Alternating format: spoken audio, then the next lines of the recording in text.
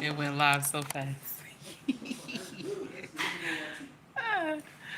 Oh my goodness. I didn't know it was gonna go that fast. It's only like no, it went up already. I was just changing the time. I didn't think it was gonna do that. No, I don't think so. Love you, babe. I see you in a few minutes. Mm-hmm. Good morning, everybody. I'm starting early today. Okay, so I'm not on colored people time. We're gonna talk about this foolery that I ran across last night all over social media. Good morning, everybody. Thank you for tuning in. Thank you for coming to rock with me. I greatly appreciate that. Because you could have been anywhere else, but you said, let me go see what this loudmouth heifer talking about. Okay? I'm sorry. I wasn't going to start this early, but my husband was like, start early. He's off today. He's off today. He wants me to aggravate him. So he's off today. Start early. Start early. Good morning, everybody who just came into the chat. I appreciate you. 18, Corey Joe, how are you? Corey Joe, okay, you was jamming over there this morning. Okay, you was jamming over there this morning. I love that piano breakdown, my brother. Oh my goodness. Good morning, everybody. Good morning, everybody. Please hit the like and subscribe button if you feel the content. Okay, we gonna get into some foolery today. The title of this nonsense is Just a Word to the Wise. Okay? Just a word to the wise. Panel shows are doomed to fail in the melanated community. Why does Take Heed say that? Why do I see that? That is doomed to fail. Why do I say that?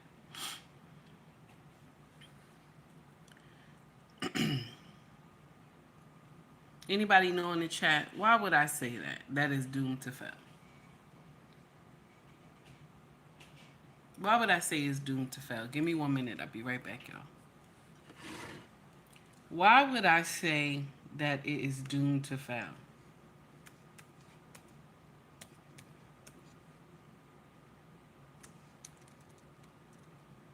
Because we always have like a hateration going on all the time. We have like a hateration going on. We cool with each other until all hell break loose. You know what I'm saying? It's crazy.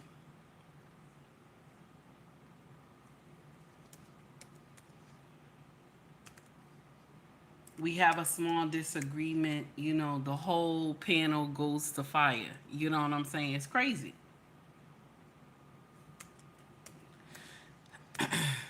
And I'm going to share something with you. We don't know how to get together and have a conversation.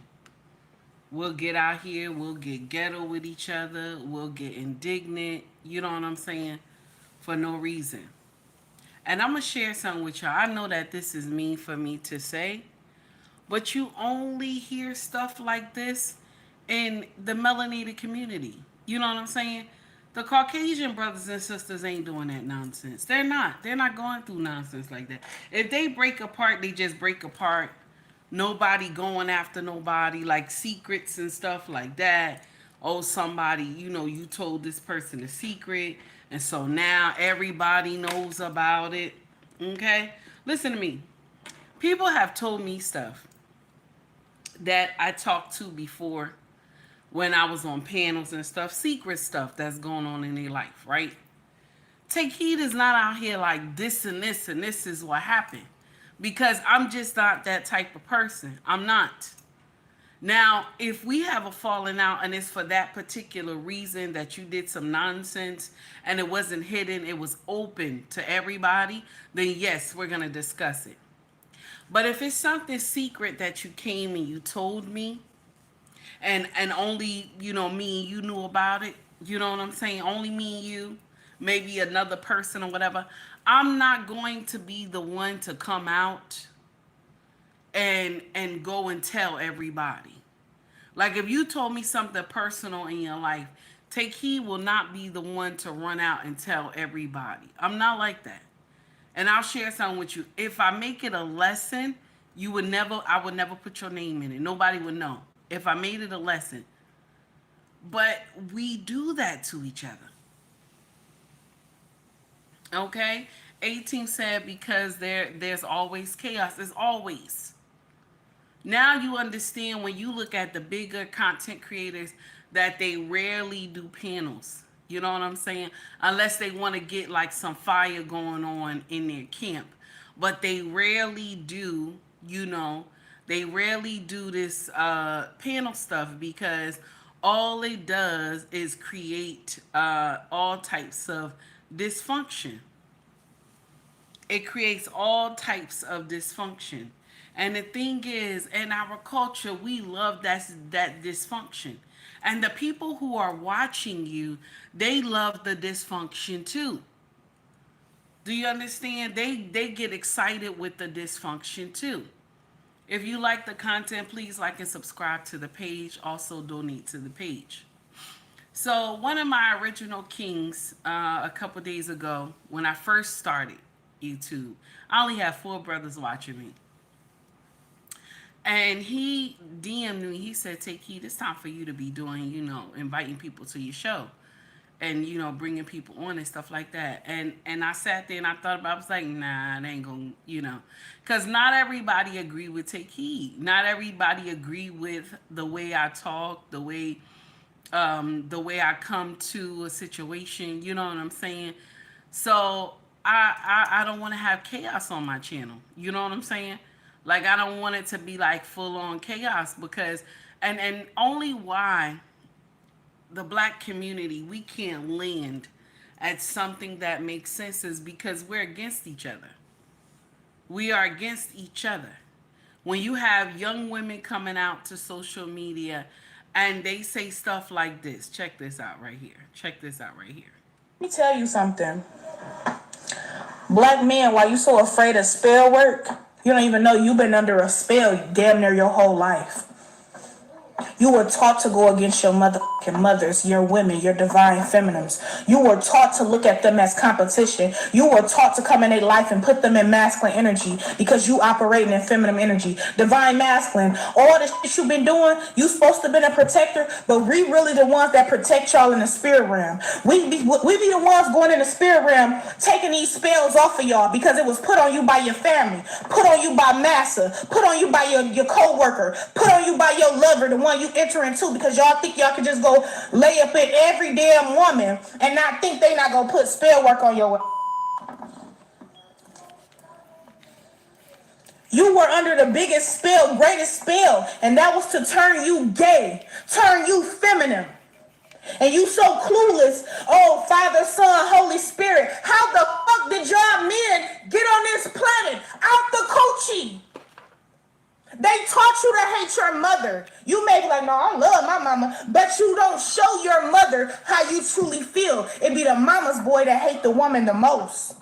Because he can't express his true self to his mother. So as soon as he see another woman, she's instantly a target.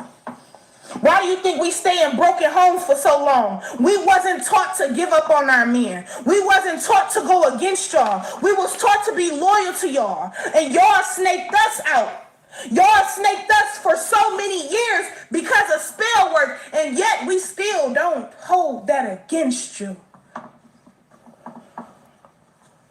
Oh, she talking too loud. She masculine. Oh, she evil. She got all this power in her. She evil. I can't control and manipulate her like Massa taught me to. Oh, the divine, the woman is magic. She the only one that can connect to the heavens in hell to create a child from going from a fetus to a dot to an alien form to a baby to pushing them out. We don't come from your rib, you fucking Bible reading fool.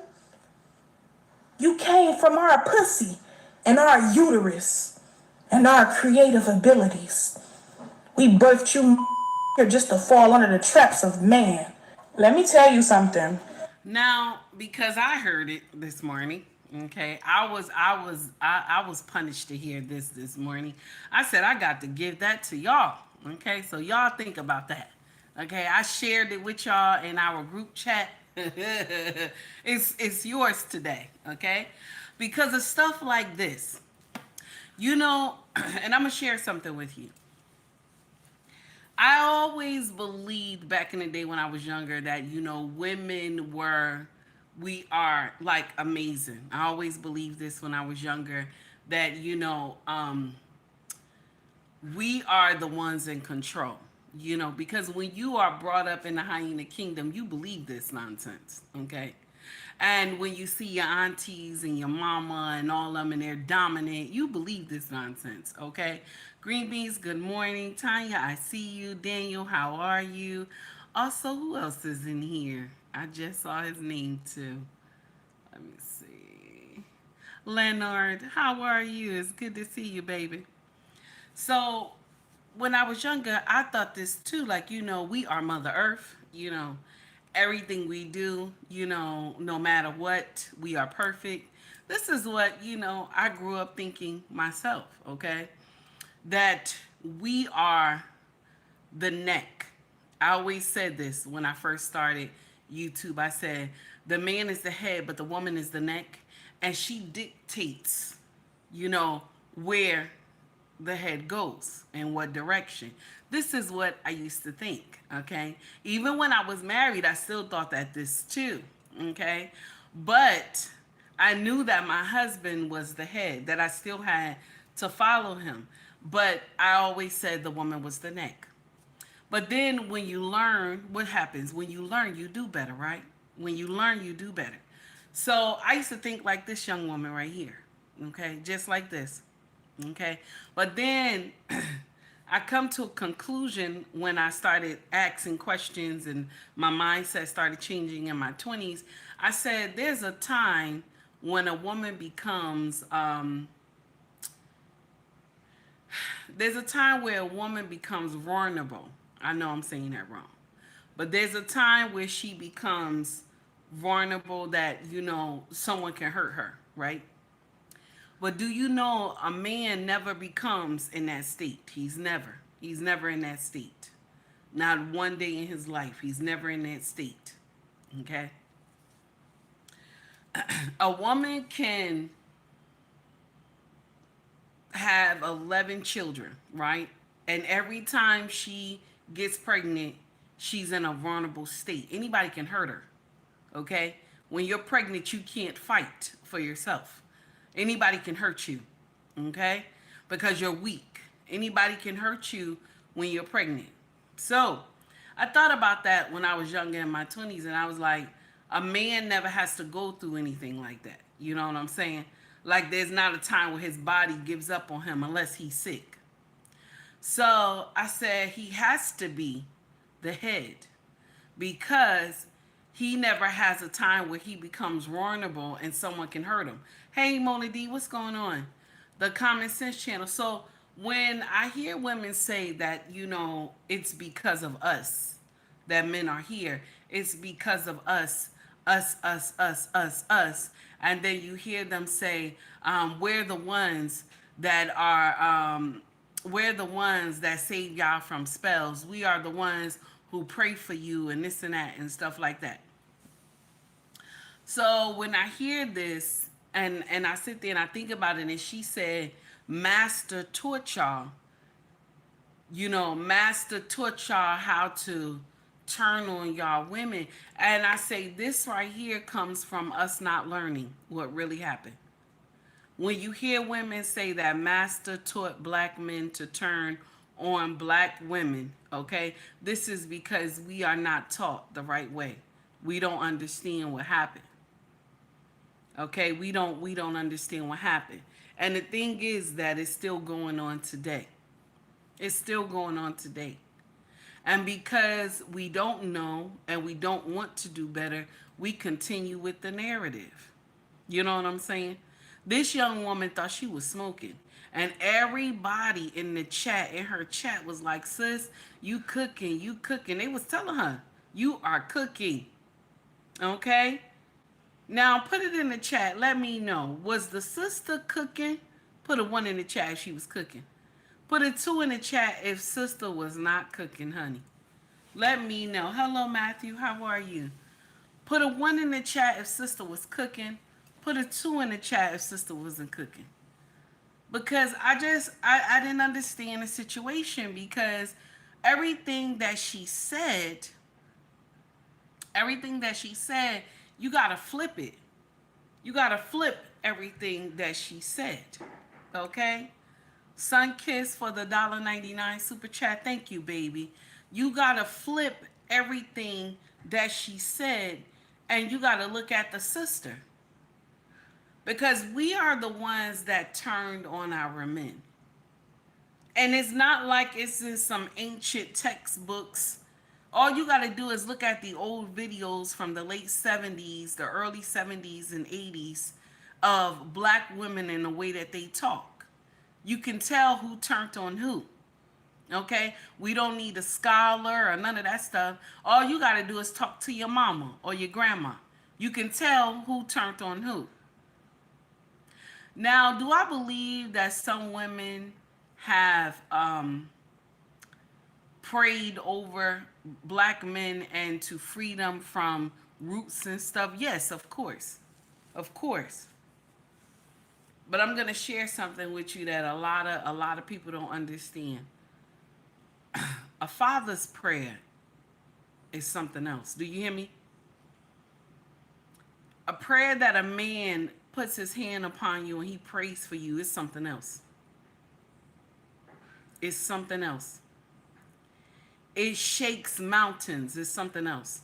So when we get in here and we be like, yeah, you know, our prayer. Now listen, don't get me wrong now, my sisters, because some of y'all can thump. I'm not here saying that you can't. Some of y'all can thump in prayer. But a man's prayer is something else. Because why? It's in the natural order.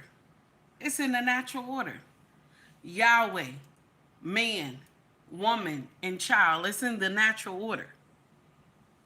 And I think because we, as black women, we don't understand the natural order. And why I'm saying all this is because it ties into the panels. If you look how we get on these panels and we separate, you got 5 women. Okay? You got 5 women, you got 5 men. Okay? And so you'll have one woman that will say some off the wall nonsense. Okay? The other 4 women, they know it's wrong. They know it's wrong what she's saying.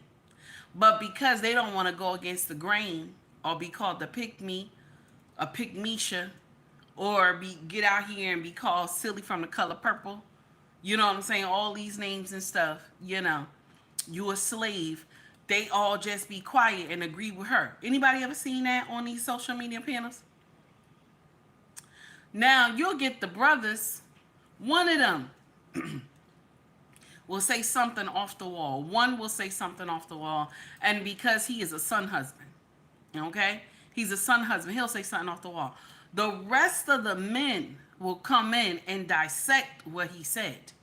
They're not going to get at him, but they're going to dissect what he said and say, listen, young blood, what you saying is off. It's off. Let me share with you what I mean. Then you'll see the dissection. But on the woman's side, you won't see the dissection because they got to stay as one.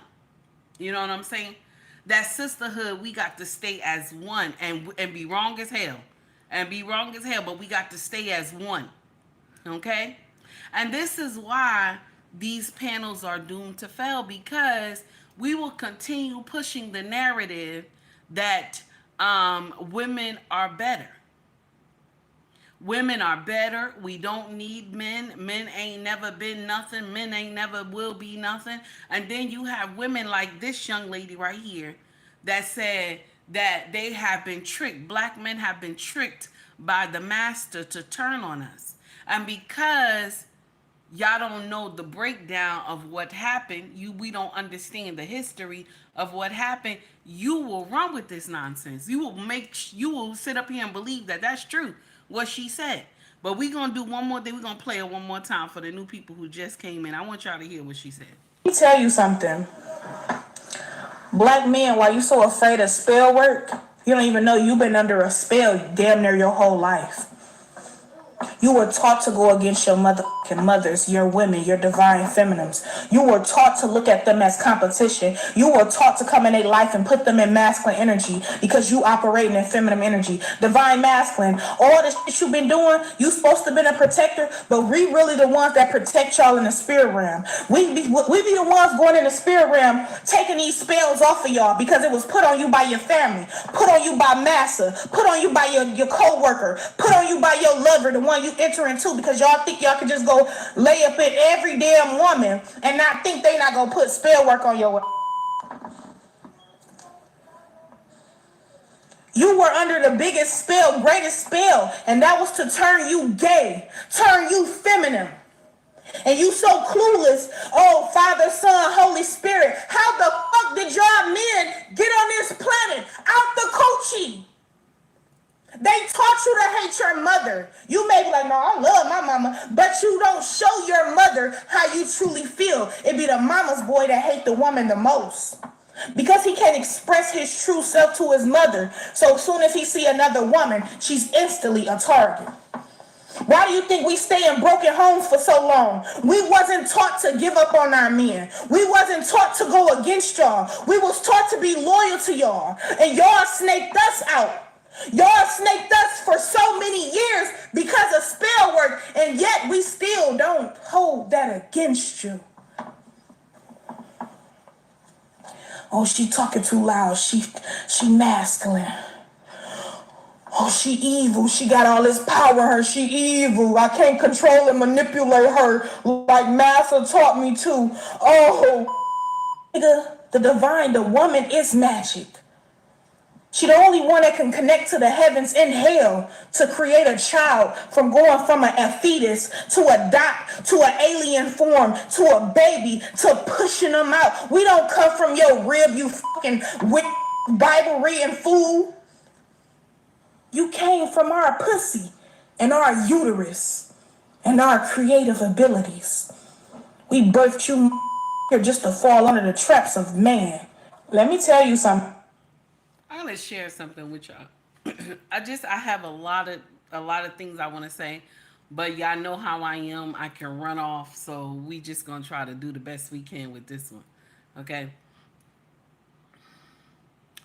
Don't you know? And this is just my experience in my old age now. Okay, I didn't know this when I was young. But when you have a man in your life and he wants to teach you, okay? He wants to teach you. This is the man that we mostly give the problem to, okay?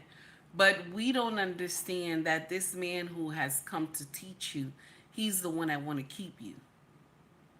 It's the ones that don't take time to teach you.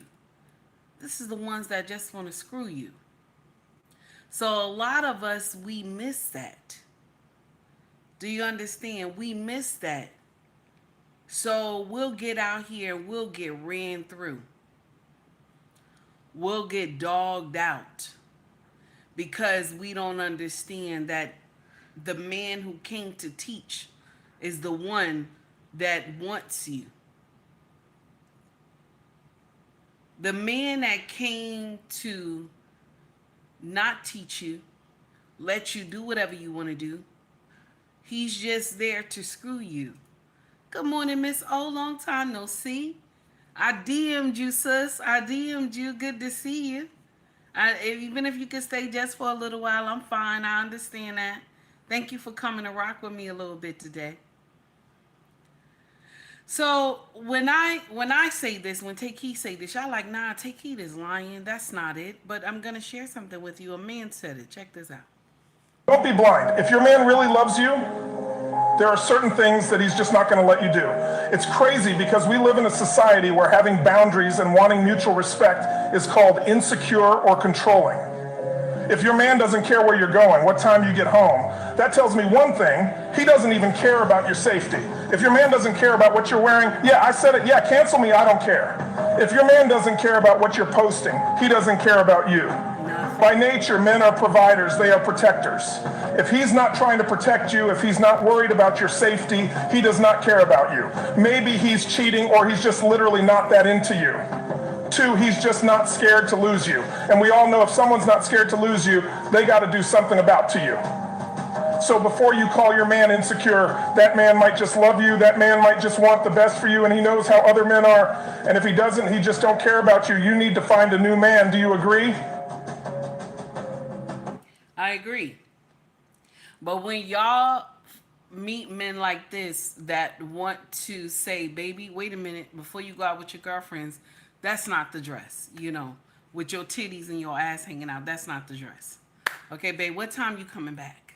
You know what I'm saying? What time are you coming back? Don't come in this house no 12 o'clock at night. What time are you coming back? You know what I'm saying?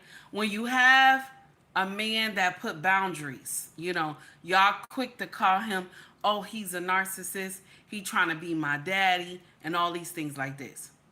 And because we as black women, we don't understand divine order. We don't understand it because we didn't see it growing up. A lot of us did not see a man at the helm. So since we didn't see it, we only saw mama. So when you see mama lashing out and mama flipping out, okay? When you see mama lashing out, mama flipping out, you think this makes sense. When you see her do it with her boyfriend, you think that this makes sense. Tanya, thank you, baby, for the $20 super chat, honey. I appreciate you. Corey Joe, thank you for the $2 super chat, baby. I appreciate you. Thank you so much. Corey Joe said, please hit that like button. He said, please hit that like and subscribe button. So this is the uncomfortable truth right here. Do you hear what I'm saying? This is the uncomfortable truth because we have not been taught who is the head. So we'll get out here and we'll say nonsense like, you know, this makes sense to us. We'll get out here and say foolishness like this and, you know, like it makes sense. And a young lady, she thinks she's smoking. Now, let me just address the super chats real quick and then we'll continue with the foolery. Here we go. Shout out to Snoop Dogg. And ain't but one thing that goes good with this, and I don't care where you're from or what you got going on. Red beans and rice, you gotta have that motherfucking cornbread. Red beans and rice, hot sauce, smoked sausage, ham hock, and motherfucking cornbread. You gotta have that motherfucking cornbread. That motherfucking cornbread. That motherfucking cornbread. Hot sauce. And that motherfucking cornbread. That motherfucking cornbread. That motherfucking cornbread. Ham hock. Ham hock. Ham hock. Smoked sausage. Ham hock. Ham hock. Ham hock. Smoked sausage. Red beans and rice. Miss all why you laughing? Red beans and rice. And motherfucking cornbread. Red beans and rice. Red beans and rice. Red beans and rice. And motherfucking cornbread. You gotta have that motherfucking cornbread. Hot sauce. And motherfucking cornbread. He said you gotta have that motherfucking cornbread. Ham hock. Ham hock. Oh my God. Also, let's get in here with Corey Joe. Shout out to Corey Joe 1000 Watts Radio. Okay. Please like and subscribe to this brother channel. For the $2 super chat, my brother, I appreciate you. Here we go with Corey Joe. Dropping it, baby. Dropping it.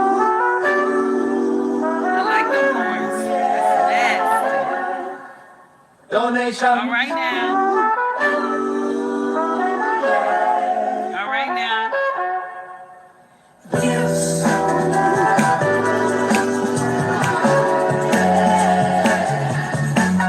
Donations.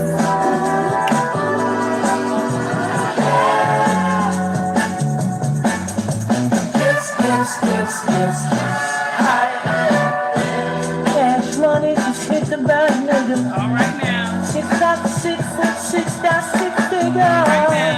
It's a dream, but the price keep rising. Gold in my hands, I'm feeling divided. When you talk, y'all hear it calling.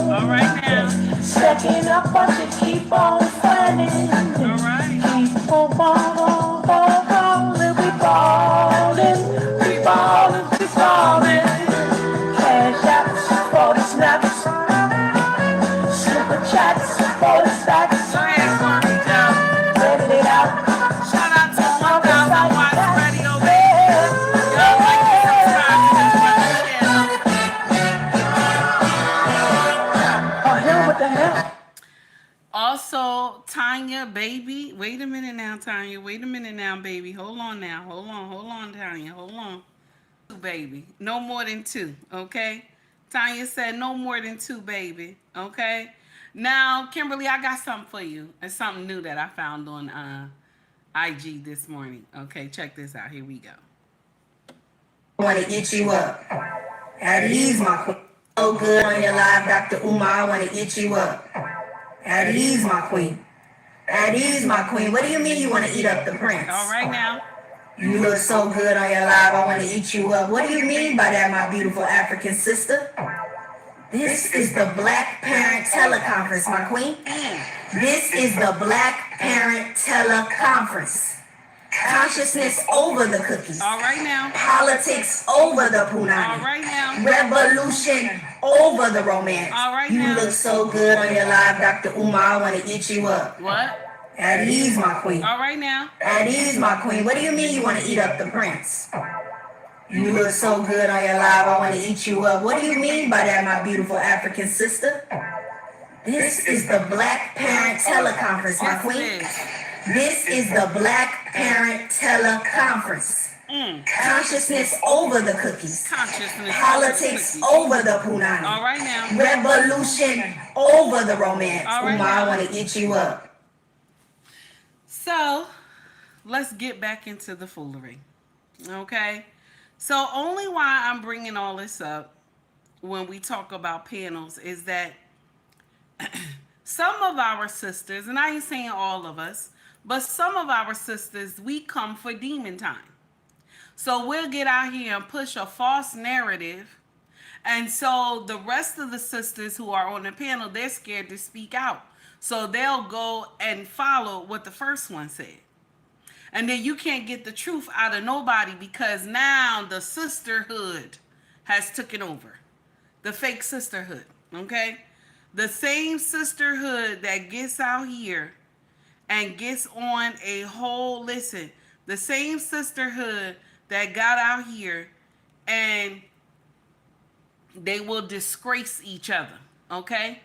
Now, before we go to the panel nonsense, I want you to understand what the sisterhood is here for, okay? I want you to understand what they're here for, okay? And it's pure chaos. This content creator, y'all know Peaches, right? All over social media, okay? I am Shalakemia, right? Shout out to I am Shalakemia. She dropped this on her page. And I want y'all to hear this, okay? Check this out. Before we get to the panel stuff, we got to understand where the sisters is coming from, okay, first, okay? And that's how I'll tell y'all, you know, what we going to get to. Check this out. I'm going to tell you, this is where we going to land. In the end, where we going to land, y'all going to say, damn, take heed. But let's first understand how we get there, okay? Shout out to I am Shalakemia. Here we go. Didn't I tell y'all how some black women are? Didn't I tell y'all the sisterhood was fake? That black girl magic, they only get together to come up against black men. Because some of these black women out here, they do not support other black women. They don't even like them. They're jealous, they're envious, and they want to see them fall. Watch this video, y'all. Watch. It was over 40 people in the room besides me and the judge and the property manager. So it's me, the judge, the lawyer, and the property manager. It should have been 4 of us in there. That's it. It's over 40 people in here. All black women. Some of these hoes have been in my classes. Some of these hoes from Tampa. There was one girl in there. When I seen it, my nostrils went like this. Like, I was disgusted. Bitch, I don't help you get jobs. You've been following me since I started on YouTube. You didn't even have enough sense to change your name. Y'all was disgusting me. Then it was in the chat. Some of the people, she got 9 kids living in a 3-bedroom. She got a husband living with her in a 3-bedroom. Her husband, her kids need to get out. They're bringing out the value of the neighborhood. Somebody was pretending without their facial. They said, oh, I live in the neighborhood. I'm a resident of the road at Waterside, and Peach McIntyre is running the place, and now she's ghetto. Like, and so the white attorney, he like, oh, if you guys would just get off the Zoom, then we could do it here. Because the judge was like, no. He was like, were we expecting all of these people? Because it's literally supposed to just be us four. Really us three. We didn't even need the property manager. It's really supposed to be us three. Because the property manager don't got no business being there, being that y'all hired an attorney to represent y'all. You don't have to come. Me, them, I mean, their lawyer and the judge. That's all it really had to be. But he said, oh, she's with me. She's fine. Who are the rest of these people? I said, those are people from the internet. They're screen recording this. They taking screenshots. They're going to post it all over social media, which that's not allowed. And so the judge was like, since he can't tell who's screen recording and stuff, he can't continue. So the attorney got upset. He was like, he feel like I'm just trying to stall. Meanwhile, y'all sending me rent demand letters, demanding that I owe y'all $11,000. The whole time the $11,000 is at the courthouse. Y'all just don't want to tell the judge to give it to y'all because the judge don't let me stay. So it was a mess. And he was like, the judge was like, she doesn't seem like she's comfortable. I'm not. And then I even just seen a video, a reactor just made a video saying how she was there at the court and how she mad that I don't want to let nobody else make money. She tell her own business, but we can't tell her business. No. It's my business to tell. You can try to tell my business after me, but to come to court, now she's trying to get other people to come to court when I go to court on Tuesday. That is insane. Oh, you is sick. Y'all are sick. And then y'all in my comments are like, oh, you do this to your mama, bitch, that's my mama. I know her. That one did things to me personally. I ain't did nothing to you hoes but be phenomenal. And guess what? I'm going to keep being phenomenal. Not going to let it break me. Then Now I'm going to share something with you. We are not excusing Peaches for not paying her rent. We're not going to do that, okay? We're not going to excuse her for not paying her rent. She's supposed to pay her rent, okay? 9 babies, and you going to be out on the street because you haven't paid your rent, okay? That does not make sense, okay? It doesn't make sense at all. But my problem is that 40 women, black women, got on this Zoom. Now we all know when you do in court and you it's public knowledge, okay? Everybody know when you go to court it's public knowledge, okay? But the thing is, 40 black women took their time, okay? Our sisters, okay, took their time to go to Peach's hearing about the rent, okay, about her rent, to go there and clown this woman about her getting an eviction with 9 children and she have a husband. Now listen, I'm not here to say anything crazy. 9 children, baby, come on now. You have a husband and you're getting evicted. Come on now, babe. Come on now. Okay, accountability have to be somewhere. Okay? And it lands with you and that husband. Okay? But my problem is 40 black women, y'all took time. This is why when I say the sisterhood is something else, the sisterhood is something else.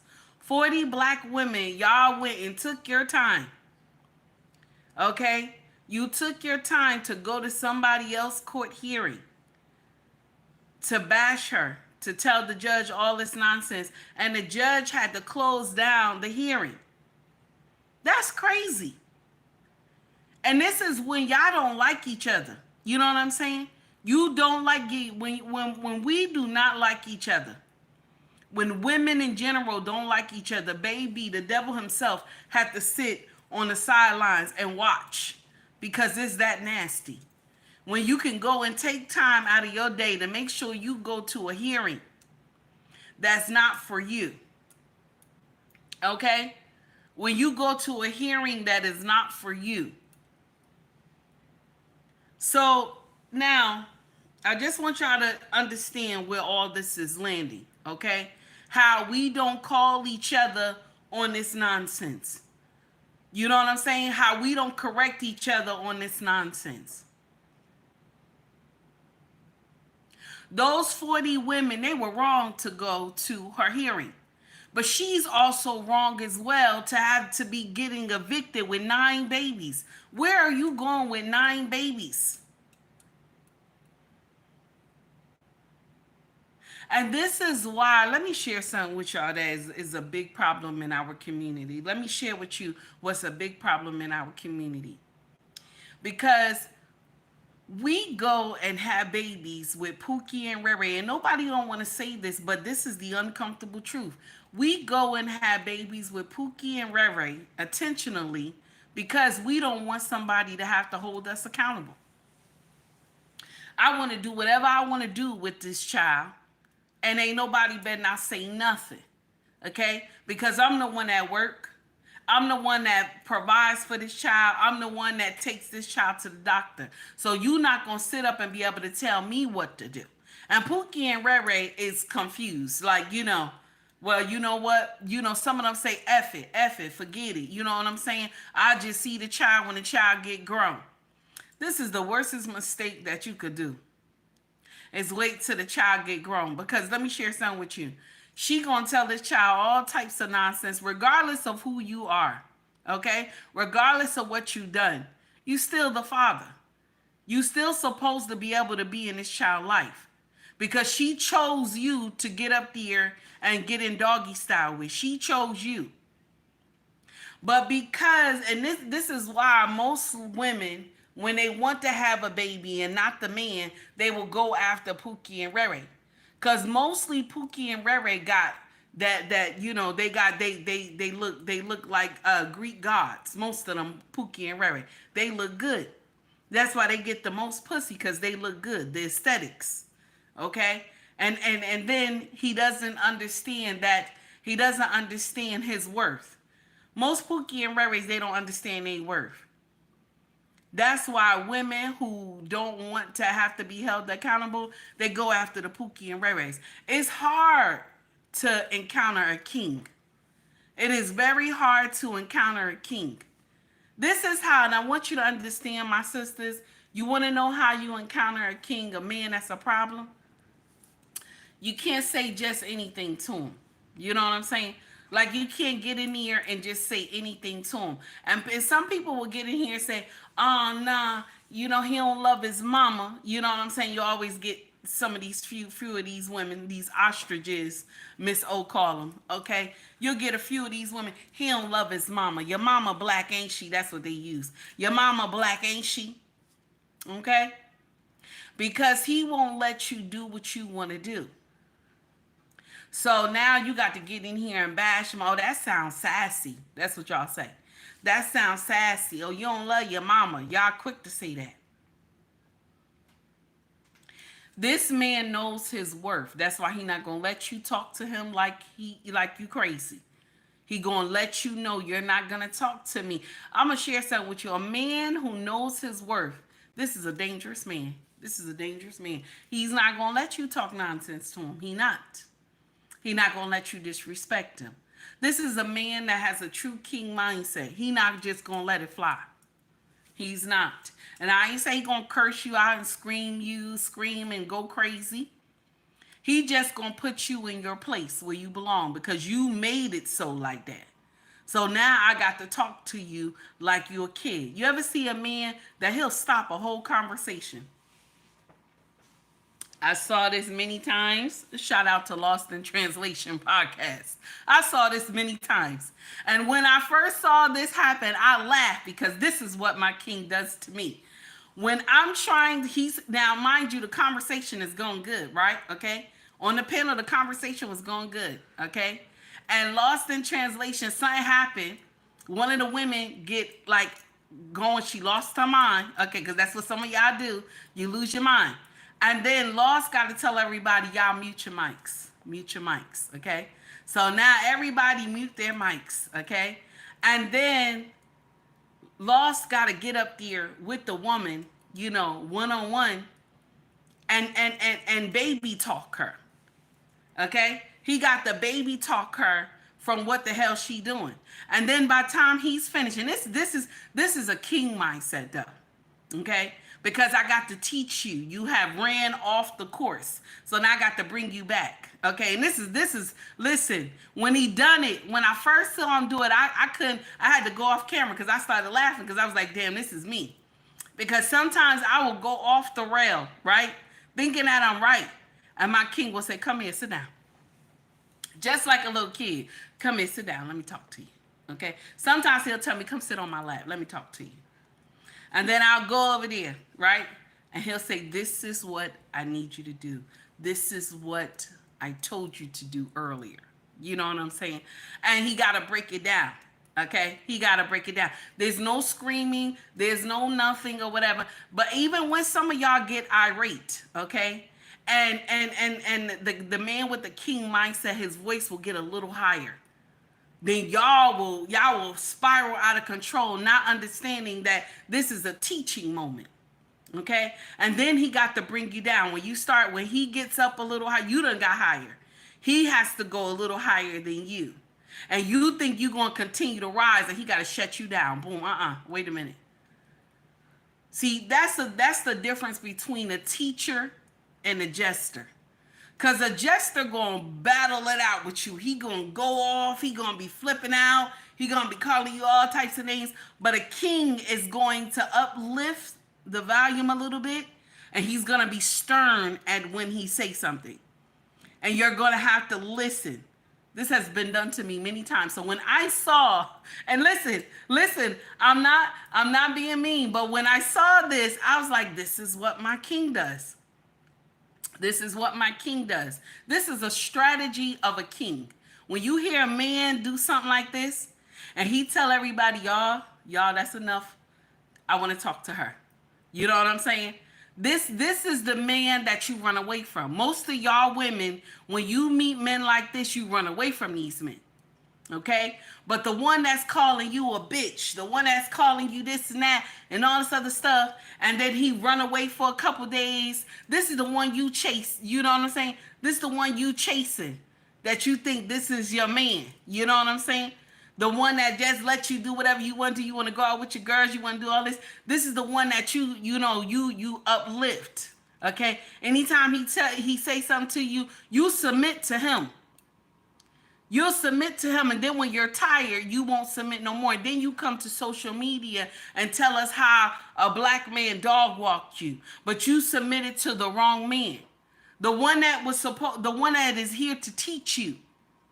The one that's here to tell you, wait a minute, you're going out of line. That's too far. The way you're dressing, that's the one you're supposed to submit to. And a lot of y'all women, y'all come to social media and you will dog walk black men. But the problem was you submitted to who? Pooky and Ray. And it's not like you stay loyal to Pooky and Ray, because once Pooky and Ray call themselves trying to have a little bit extra authority, you shut them down and you tell them, listen, motherfucker so-and-so, I the one that got this house. I the one that got this car. The clothes you got, I did it. Everything you got, I did it. Y'all quick to do that. So there's not a balance of understanding. We don't understand divine order. That's why we wild out. This is why we wild out. Now listen, I'm not saying that it's just, no, I'm not saying I have never done this. If I get in here and say that, I'm lying to myself. But this is when I didn't know no better. And I share something with you. I'm so blessed to have known I was doing something wrong in my 20s. Because as old as I am now, it will be hard to change me. It would be hard to change me. Some of y'all women who getting out here, and you 40, 50 years old, and you have always had this mindset, okay? You have always had this mindset. You are a nightmare for somebody because you can't be trained. You can't be trained to this man liking. When someone marries you, you have to be trained to his understanding. And when y'all reach a certain age, black women, my sisters, you can't be taught no more. Now, I know y'all like, wait a minute, bitch. I'm telling you the truth. You can't be taught no more. Is my mic still good, or is it doing that, crackling sound? I just want to know. Let me know in the chat, is my mic still good, or are we doing that crackling sound? Okay? So this is the uncomfortable truth. Now, I know I'm all over the place with this, but I'm trying to land the best way I can, okay? Because we don't understand divine order. Panel shows will never go the way it goes. If we break off from a panel show, every secret that you have ever told me, anything I have ever seen you do, I'm coming to social media and I'm going to report it to everybody, because I want them to see you as the monster and me as the saint. A lot of us do this. And I'm going to share something with you. Ever since men, and I know men already know this anyway, But ever since men have let black women into male spaces, all hell has broken loose in here. All hell has broken loose in here.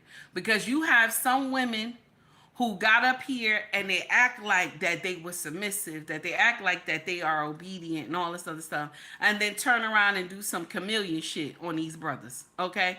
Turn around and do some chameleon shit on these brothers, okay? And these brothers looking around like, wait a minute. Even some of them was like, I knew she was going to do that. You know what I'm saying? Shout out to Red Lipstick Vibe. Because this sister was like, I remember her doing a show like this, and I was like, damn, this is why a lot of people say stuff to take heed when I first started, because they're like, oh, here's another chameleon. Not knowing that I have a king that governs over me. That if I do nonsense, I got to answer to him. After I shut these things off and I do some foolishness up here, I still got to answer to this man. And my husband conversations are very long. Okay? His conversations is very long. My husband is like a history teacher. He pulls his glasses down, baby, and this is even when we were young. He still used to do that mess. Pull his glasses down, and he just got an old soul. He'll get in here and just listen. He'll dog walk you. And then by the time you finish with the dog walking, you don't want to do that nonsense no more. Like, I don't want to have this conversation again. You know what I'm saying? Shout out to my king. But the thing is that we get in here, and because we don't understand divine and natural order, we don't know how to talk to our men. And we have never seen divine and natural order. We have never seen it. So when you do encounter a man who knows his purpose, okay, this man is a problem.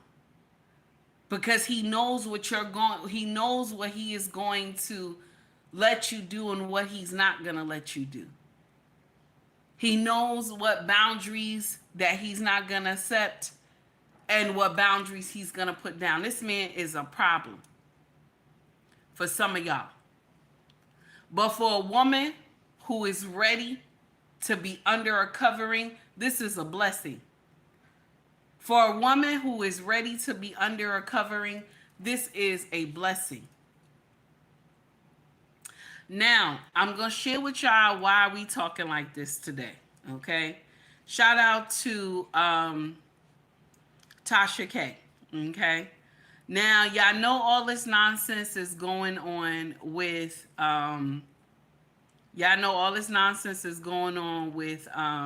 Kea Rose, okay, and Ace, okay?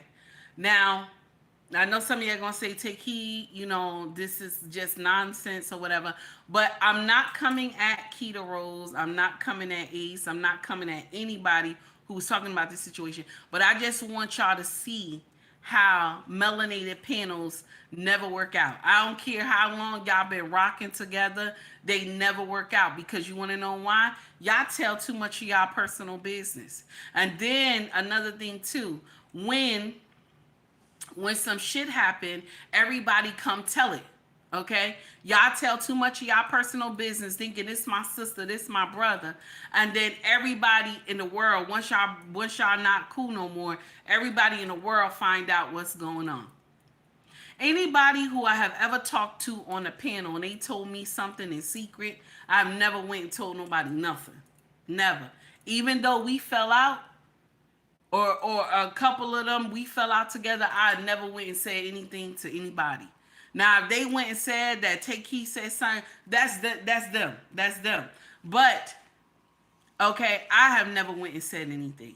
And another thing, too, I don't like to tell my personal business to anybody because I have learned from that, okay? It's different when you learn, okay? So you have to be careful what you say to people. Even though you may think that they're a good person and that y'all may be cool, but once you and this person have, y'all flip out on each other, all your business get told, okay? Now, I'm not saying anybody is wrong in any of this situation, okay? I'm not. I don't want to take sides. I know the side that I'm taking, but I don't want to take, I don't want to get out here and change anybody's judgment, okay? So you let me know, okay? But here we go. Here's the first one right here. To be a psychiatrist, psychologist. She wants to be a therapist. She wants to be really in that field. However, she has a trail of victims, and I'm one of them. People who she's lied to, manipulate, and same thing with Ace. This is a man who's built a platform off of teaching men how to be husbands or how to be good men or what to look for or how to teach women how to heal from trauma. Yet you've caused me so much trauma, and I'm just supposed to be silent about it. Absolutely not. How did you meet Ace? My best friend was following him and said that he's an influencer and I should follow him because he gives good relationship advice. So I said, okay. I started following him and maybe that's how I got on his algorithm. He reached out to me and asked, did I want to go on tour? And I was like, oh my God. Like, imagine you were just a content creator. You know, you work at Kraft Heinz and this guy's like, come on tour and make money. Okay. What were you doing at the time when he reached out to you? What type of content were you doing? The same I'm doing now. I give, just advice on experiences. Hey, this is how you heal. Hey, if a man do this, this is how you should handle it. And not only that, I do skits. I like to add a lot of comedy in everything that I do. So it's never like, actual advice. I'm a doctor. I would never come off like I'm a doctor. I'm a psychiatrist. If I tell you something, it's because I experienced it. And a lot of the times, if you don't really get what I'm saying, I'll put it in a skit. Okay, the same thing, cool. But I had already had like 2-3 million followers before I met him. Oh wow! In fact, he used my audience. Shit, it's bigger than drive. Facts. He used my audience to drive all my traffic to his page, and so a lot of people were like, "Well, I didn't even know about tonight's conversation before you, right?" Because if you've ever interacted with any of my anything, and if you're a friend of a friend that's interacted with any of my content, all of it gets driven to his page. When life gives you lemons, Rockstar Wiley. Now you heard that, right? Now, Miss O said, I like Kea. Is it Kitty? I like Kitty better. Yes. Now I'm gonna share something with you. I like Kitty too, but Kitty got like some nonsense going on too that Kea Rose had told. Okay, but let's continue. We're going to the next one. Here we go. Ace did this? Yeah. In the statement that he put out, he said that he just removed his ex-wife from the house. Because of that, there was some legal battles, and that was it. That's not what she says. She says that he would frequently abuse her. They grew up Jehovah's Witness. So in Jehovah's Witness, and I don't really know this, but this is from them. They're saying this. You'll get disfellowship if you like to have sex before marriage or anything like that. Well, they're young, they had sex, they got disfellowship. So she couldn't talk to anybody. She couldn't talk to her mom, her dad, no one. So she only had him, so they were forced to get married. They got married, but he was abusive the whole time. Physically abusive, says her. The night that he's talking about, she says that every time she would get off work and just want to relax, that's when he would bother her, which makes sense because that's what happens with me. Whenever I'm good with money, whenever I'm good, I got myself back together, he'll come and do something. So that made sense. She said that he woke her up. She had on a wife beater with no bra on and some panties. He picked a fight with her about something random. She didn't even know what the hell was going on. She didn't even have her glasses on.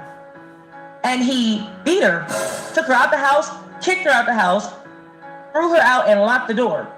She said she had to walk from the house to a gas station in the freezing Ohio weather, like freezing. And I've been to Ohio, it's so freaking cold, with panties on and a wife beater to call the police. She said, Ace did this? Yeah. Oh, well, I'm So something that she found or someone told her, okay? Because I don't know the whole story. But you see how something of a horrible tale that happened to somebody, that they told you in secret, that you come to social media and expose it to the world. You understand? Okay? Tanya, it's called Tonight's Conversation, but they're no longer up, I think. Like, they're not doing panels no more for some reason. Or either it might still be up, I'm not sure. But you see how somebody come and tell you an intimate secret, and you come and tell the world Because why? It's content. This is content. This woman was getting her ass whooped by her husband, okay? And so let me come to social media and tell everybody this woman was getting her ass whooped by her husband. Because this is content. You hear Tasha like, what? And Ace did this? It's content, okay? But this is my sister. That's your sister. That's your sister.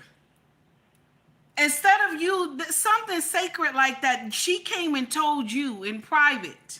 And so now you come and tell everybody that Ace is allegedly whooping on his wife, his ex-wife. Something that she told you, okay? They no longer together. She told you this. And so you thought it made sense to come to social media and tell everybody that, Ace was whooping on his wife. Now, this is all alleged. I don't know if it's true or not. You know what I'm saying? This is all alleged. But this is when I say sisterhood ain't shit. Now, if you was in the midst, okay, say they were still married and he was laying hands on her. First people, and she told me, first person I'm calling is the popo. I ain't waiting for nobody. I'm not waiting for nobody. She told me her husband was laying hands on her. That's the first thing I would do as me being your sister. I'm calling a popo. I don't want to hear, no, don't say nothing, because you want to know why? That's going to eat me up. I'd rather our relationship get terminated because I called the popo. You know what I'm saying? This man is laying hands on you and whooping you like you a runaway slave. I'd rather go tell somebody he laying hands on you. But what did she do? They not together no more. This is all alleged. They not together no more. She comes to Tasha K show and she come reveal the horrible foolishness this young woman had to go through, the ex-wife had to go through, and everybody know, okay? Everybody know now. So now this young woman, her family members, people that she worked with, you know what I'm saying? A lot of people know who Ace's wife is. So now she gonna have to go through some humiliation and people talking about her, and she'll have to relive the nonsense that she went through with Ace, allegedly, if this is true. But do you see what I'm talking about? How I tell y'all, melanated panels, melanated panels is not, it doesn't work. It doesn't. Because y'all get in here, y'all think that, oh, I'm telling my sister something, and it turns around to be some bullshit. Because once they get mad with you, they'll go and run and tell everything. If I told, let me share something with you. Not saying that this happened, okay? But if I ran and told somebody that, oh, my husband did all this nonsense, right? Somebody would do just like, not saying he laid hands on me, but somebody would come out just like Kea, and come and say, oh, take heed, acting like her life is perfect. Take heed, acting like her life is perfect. But this is what she told me about her husband. Da da da da da da da da da. But we supposed to be sisters. Why would you want your sister to relive a darkness that she went through? If this really happened, why would you want your sister to go and relive darkness that happened? Okay? This is the nonsense. This is why I tell y'all, look, African Americans, my brothers and sisters, we cannot get together because we don't know how to succeed together. We don't know. Any intimate secrets that you come out and tell, they will get up here and clown you for it all over social media, and they will run your business. They will run it. Now, let's go to the next one. Okay? Shout out to Tasha K. Let's continue with this foolery. Here we go. You guys on tour together, working. I've been on tour with him for 4 years. It's a long time. And he would say things like, if I gained weight, he'd say like, you're fat, you're getting fat, you're getting fat. You know, you're not gonna be pretty anymore. You know, Kea, I don't wanna fire you, but you know, the audience, they like attractive people. I started to work on my weight, and If he said he didn't like my hair a certain way, girl, that's not gonna look good on camera. You don't look that good. I don't like your hair like that. You in a bob makes your face look like this. Just start to critique. He was mean. He yelled. He belittled. But I come from the military. I'm a veteran. Men screaming at me, telling me I'm fat, ugly. This is not new. Whereas most women will be like, "Oh my God, I can't take it." I'm like, whatever. So I knew he was an asshole from the beginning. That's the truth. When life gives you lemons, Rockstar, why? She knew he was an asshole from the beginning. That's what she said. Why did you stay? First of all, I remember critiquing a video of hers, and a lot of the sisterhood came after me. Guns is blazing because I said what she said did not make sense. This was like maybe my first year of content. One of the videos she had, I was like, nah, that doesn't make sense. That's what I said, okay? I think it was my first or second year of content. And a lot of those sisters was like, well, she engaged. She got a man. So I don't know what you talking about. Now, if you got a man, check this out. If you got a man, you engage. Why do you give an F about what another man say about you? Why do you give an F about what another man say about you? That, oh, you done got big, your hair don't look right like this. Let me share something with you.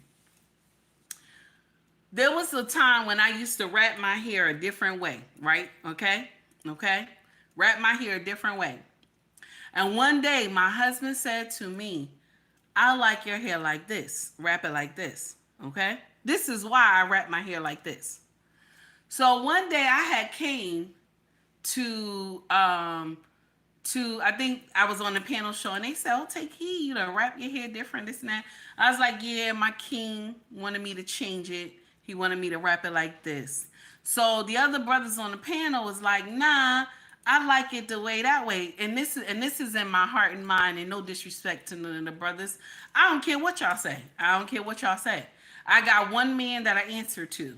Okay? One man that I answer to. So if he doesn't like it, then I'm not going to do it. I'm going to do it how he like it. Because you want to know why? I belong to him.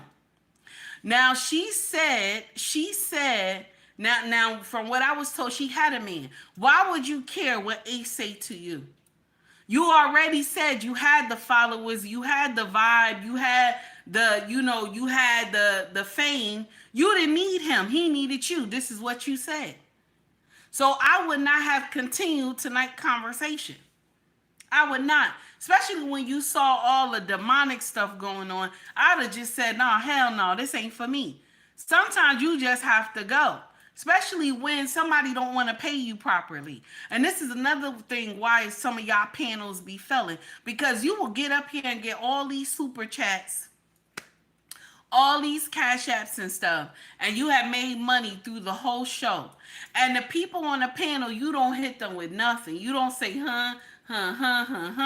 nothing. And then when you do these shows, you don't pay these people on time. And this is why, see, people will fall out over some money. Do you hear me?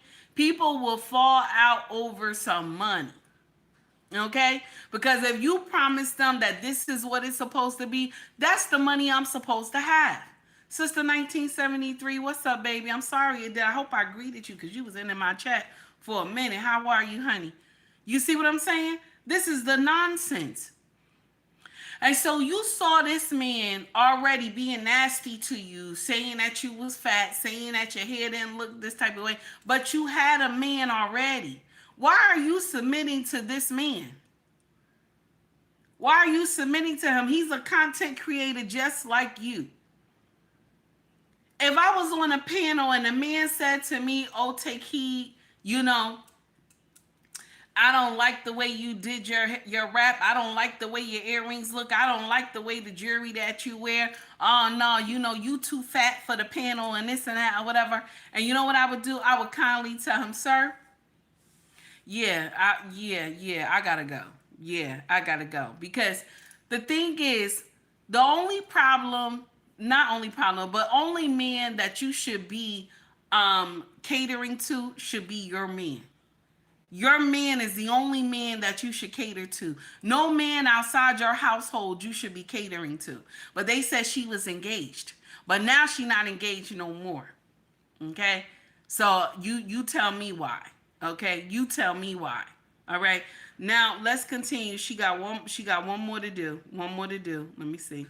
One more to do. Here we go. Tim Diddy Jr. And then the other ex sent very nasty screenshots. Apparently he has an OnlyFans, but the OnlyFans doesn't show his face. But on there, you might find him with men and women. Who? Ace? Ace. Oh, because everything has to be recorded. She showed me the sex between them. She showed me. Tasha, for the past couple weeks, I have been getting screenshots of some of the nastiest shit. And I'm supposed to what? I'm supposed to just carry all that and say, and that's supposed to be just my burden, right? Not anybody else's? Absolutely not. I'm sorry. If I'm saying that this mentor funded parties that turned into shows, that turned into tonight's conversation, he has started the party so that Jehovah's Kids could come and do bad stuff. Is that not a sex ring? I mean, I'm not saying, like, allegedly, I'm not saying that, but I'm just saying, is that not, what that sound like to you? It sounds very Diddy-ish. When life gives you lemons, rockstar. So I want y'all to understand what she said. She's calling Ace Diddy now, okay? Allegedly, she's up here calling Ace Diddy.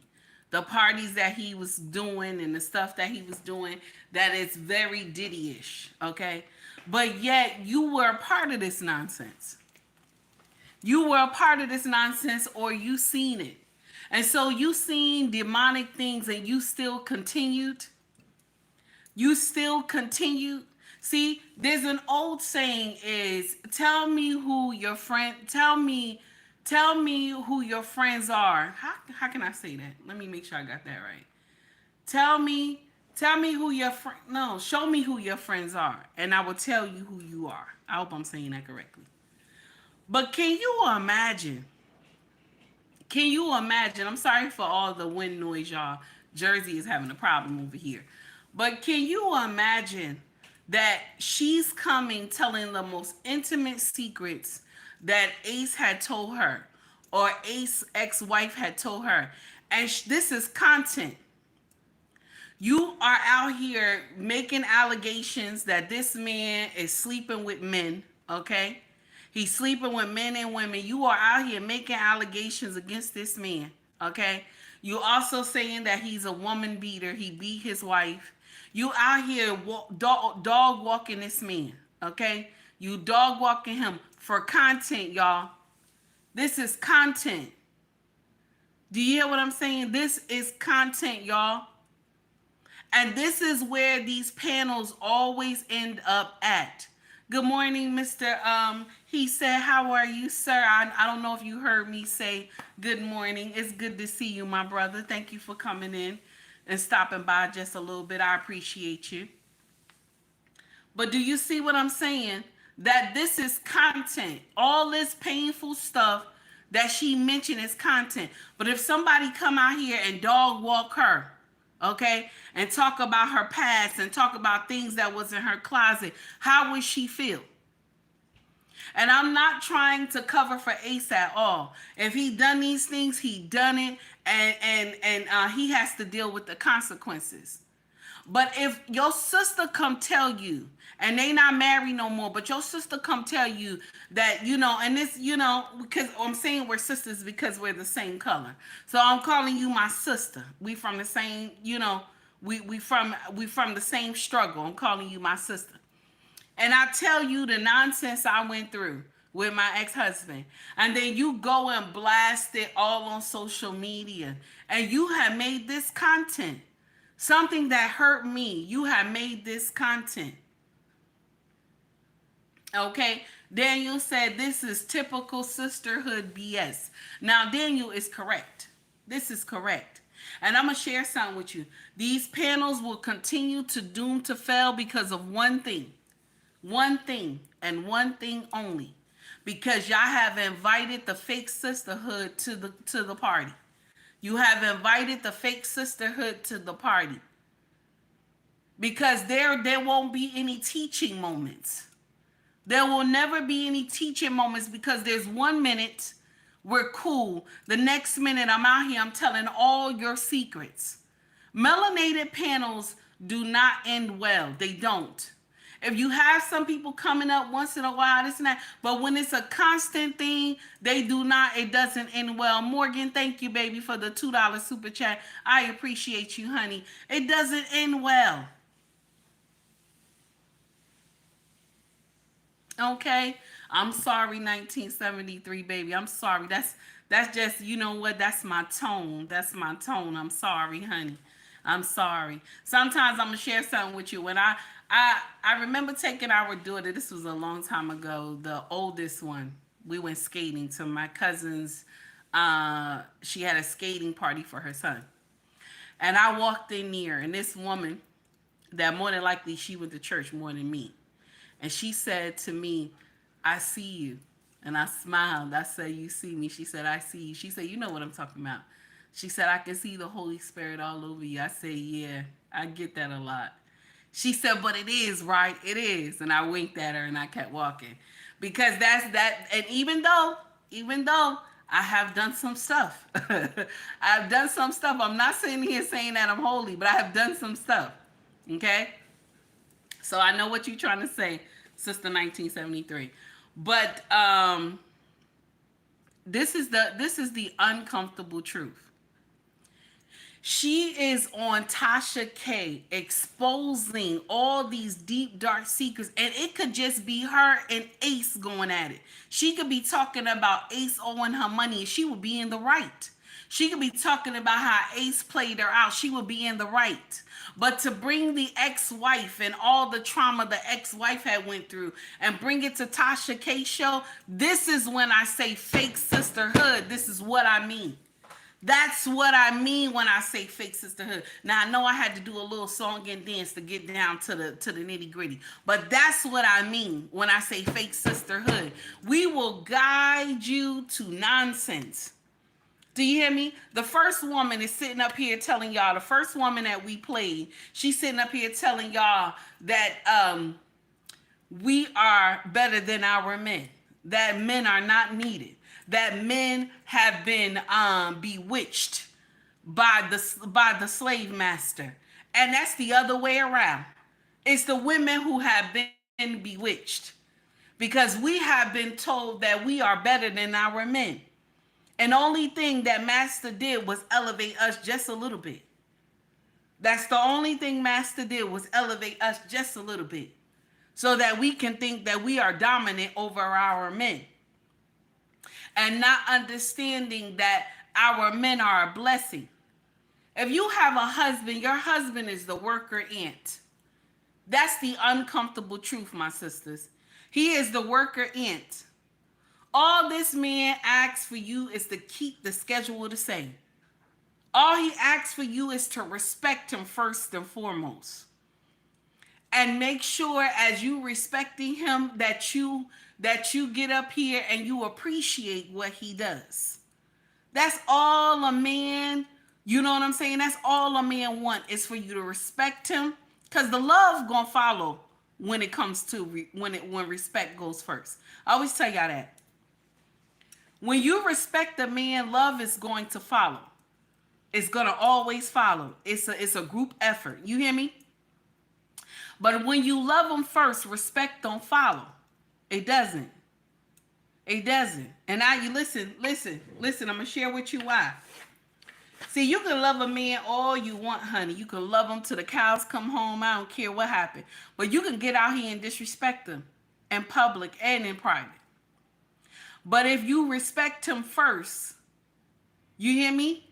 Ain't no way. I don't care what happened. You're not gonna understand you're not gonna have the understanding of not understanding, but you won't have the mindset to want to disrespect him because you already have the mindset to respect him first.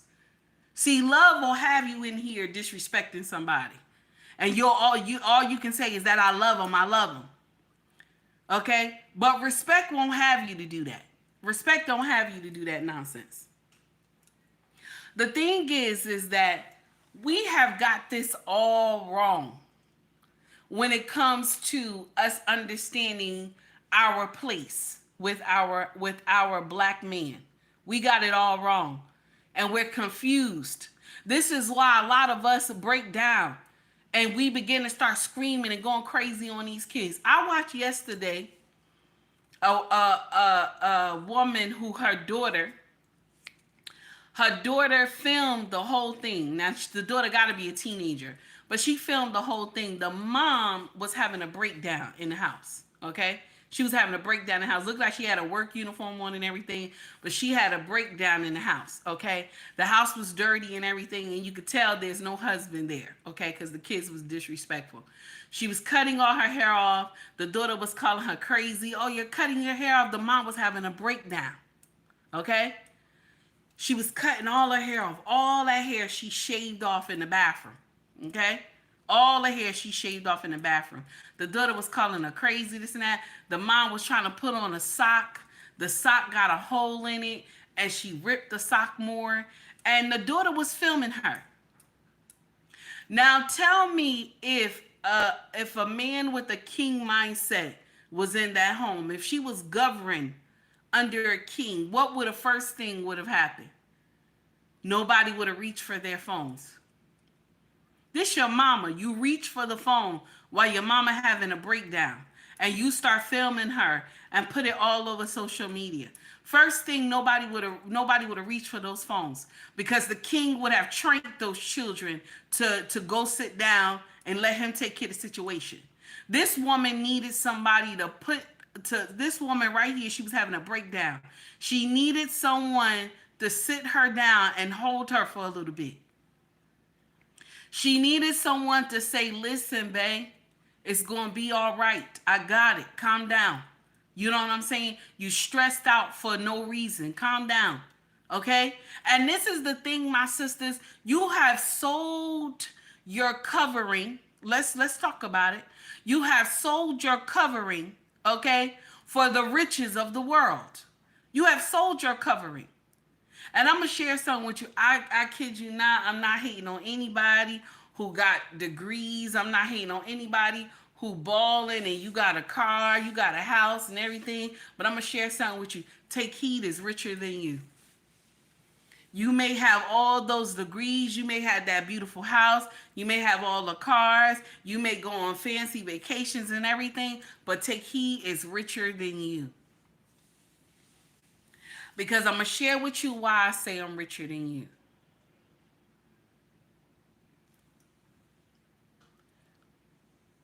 Every woman has a time in her life, and it may be more than one time, that she breaks down. And she don't know what to do. See, when I feel like that, you know what I do? I go to my husband. I go right to my husband and I say, honey, I just need a little time. I just need a little time. Can I lay on you? I just need a little time. And you know what he'll do? He'll pull me close. Good morning, Skinny. How are you? He'll pull me close. See, my sisters, when you have that breakdown time, you can't rely on nobody. Only thing you got is that big house, those cars, and those degrees. Okay? You can't rely on nobody. Everybody trying to do nonsense to you. Everybody is trying to see your downfall. But when you have a husband that wants to see greatness from you, when you have a husband that he has in his heart and his mind that you are a part of him, ain't nothing like having a husband that he knows that you are a part of him. He knows that if he wins, everybody wins. He knows that if anything moves, that it'll be a blessing for the whole entire family. That's the difference. And these women, these older women who missed out on their teacher, is out here teaching y'all younger women to follow the same way. Because they want you to miss out like they missed out. And not understanding that the husband is a blessing. The husband is the worker ant. He's the worker ant. Every man in this world is designed to be the worker ant. He is. And he knows he's designed that way. That's why when he has to do things, it doesn't bother him because he knows that's what he has to do. And all he asks is for what? All he asks is that you be obedient to him. That's all he asks. And I'm not in here telling you be obedient to any man. It is a man that has a king mindset that you should be obedient to, because this is the man that is not going to lead you to damnation. And a lot of my sisters who are broken, that are in trouble, that have been through nonsense, that have had a breakdown, and then nobody comes to save her. Nobody's there. She's walking around here broken, and she's on panels. She's on panels. She got her own show. She's broken. And she's teaching younger women how to continue to stay broken because she's broken. Do you know how many women right now on YouTube that they'll put that fake smile on their face? They'll do their hair up some type of way, and they'll come on, turn that camera on. Turn that camera on, whole face change. But when that camera go off, the face and everything turn just like a demon, because she's going through nonsense and she's spreading that stuff out to y'all. All y'all women is catching it. Now, I ain't going to get up here and tell you that Take Heed is perfect. I'm not. I'm not perfect. I'm not going to sit in here and tell you any nonsense like that. I will not. I decided to live today. How are you, babe? So I'm not going to sit in here and tell y'all anything that, oh, Take Heed is perfect. But this is the nonsense that is going on in social media, because we just, even when the woman is broken, you'll see the crowd just, they uplift her. Like all this stuff that Kea is doing, right? All this dirt that she bringing out about Ace and the ex-wife. And even if she wanted to talk about Ace, fine, you talk about Ace. But why bring up a demonic thing that happened to another woman, your sister? Okay? Your sister. Because you want to expose Ace. And this could have been a better way than exposing Ace. It could have been, you could have did something else. But at the same time, you dog walk your sister. Something that your sister has been through for God knows how long, you dog walked her by telling everybody on social media that Ace was whooping her ass. This is why I say sisterhood is not real. It is not. When your sister is going through heartache and pain and turmoil, that is not content. That is not content. The best thing you could have done was pray for your sister. That's the best thing you could have done, was pray for her. And say, I'm happy that you're not in that situation no more. But you brought it to Tasha K. And now this woman named, Tasha K is famous. I don't know if anybody understand that part. Regardless of some of y'all content creators that have a 1 million, 2 million followers, this woman's name is known everywhere. That story gonna run everywhere, up and down social media streets.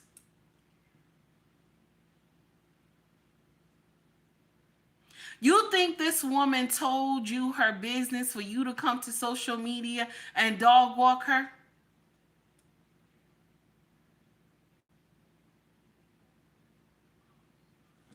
No, I saw it, but this is what I'm talking about.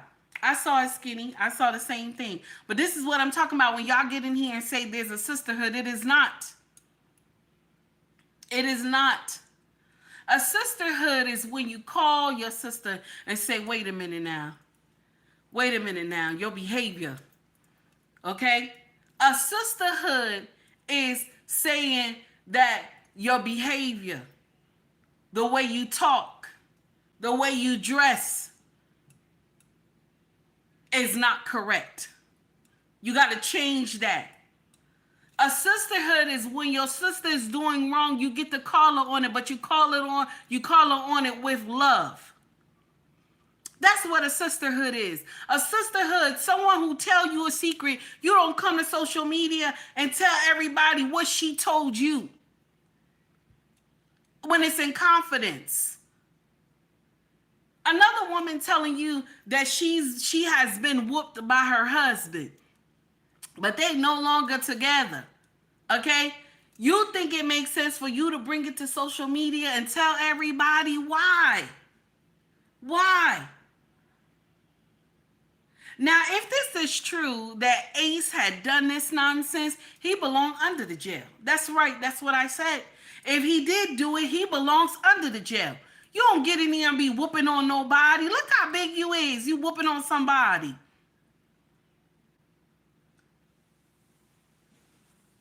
This is why I tell you right now, hey Mimi, what's up, baby? This is why I say to y'all, there is no sisterhood. Black panels cannot exist. They do not. They will stay maybe for a couple years and then all of a sudden they disappear. I give it sometimes a year and a half. The black panel will just disappear. This regular panel, because, and I'm gonna share something with you. It's not that the men panel disappear. It's not that the men panels disappear. It's just that the woman has been welcomed into the men's space. And so since they've been welcomed into the men's space because you want to hear other women speak about it, okay? I think this was the dark side of men welcoming women into the space, because once you get one sister that will say off the wall shit, okay? The other sisters know it's off the wall. But because of that fake sisterhood nonsense, they will all agree what the hell she said makes sense. And then the whole conversation go left. Any of y'all ever seen that? You get into the show, everything is good, the brothers are vibing, they get into the conversation, they talk about it, then what happened? They let one woman come up to the panel. They let one woman come up to the panel. All hell break loose. All hell break loose. Okay? All hell break loose. So I'm going to share with you why. If the woman is beautiful, let's talk about it. If the woman is beautiful, you got the Captain Save-A-Ho suit, Captain Save-A-Ho cape on. Somebody got to put their cape on to protect her. Okay? That no corrections will be made. Okay? No corrections will be made at what she said. Then you got one brother up there. Has the king mindset. Okay? And he's the one that's saying, wait a minute, that doesn't make sense. That doesn't make sense. And then she say, I feel. Once she say, I feel, all the other brothers are getting in. Well, she feels that way because she's beautiful. She's beautiful. You only hear male content creators, these ones who put these, Superman capes on, some of them, okay? If the woman is not beautiful, baby, they will dog walk her. They will dog walk her. They will dog walk her. That's when the truth will come out. That's when the truth will come out. But if she pretty, the truth won't come out. The conversation will go left. When men started welcoming women into their space, this is why no teaching is happening. This is why I'm telling y'all. And at first, I'm like, when you see women on the panel, when I first started doing social media, I'm like, okay, I understand. At least the person is being, the person has an open mind because he invited a woman up on the panel. But then when you get into like 20 minutes into the show, you like, damn, now she done brought all this chaos up here. We can't even get to the conversation because we got to go through how the way she feeling. Hey, Eddie, how are you? Shay, what's up, baby? Hey, love, I see you, honey. We got to go through what she's feeling for the content to continue. When men welcome these women into their space and these women are on demon times, the conversation does not go well. It doesn't. It doesn't. It does not. Okay? Lilith is in full effect, honey. I hope I'm saying it ain't right. Lilith, I'm going to say it wrong. Okay? That demon is in full effect, honey. She is in full effect, baby, causing all types of foolery on the panel. And the lesson that was supposed to be taught, it goes left. Okay? Because the lesson that the man who is running the show, I'm still going to say it wrong, Black Queen. Thank you, baby, though. I appreciate you. So the man who is running the show that had the lesson, okay, and he wanted to land with the lesson, the whole conversation just flew out the window. So nobody know what the hell going on. Everybody in the chat is going crazy on each other. The whole show went to hell in a handbasket. The whole show went to hell in a handbasket. We came for the title. Okay? You ever seen that shit? Come on now. Don't get in here act like y'all, you ain't never see it. The whole title said something that brought you there. Like, yeah, this is going to be good. Okay?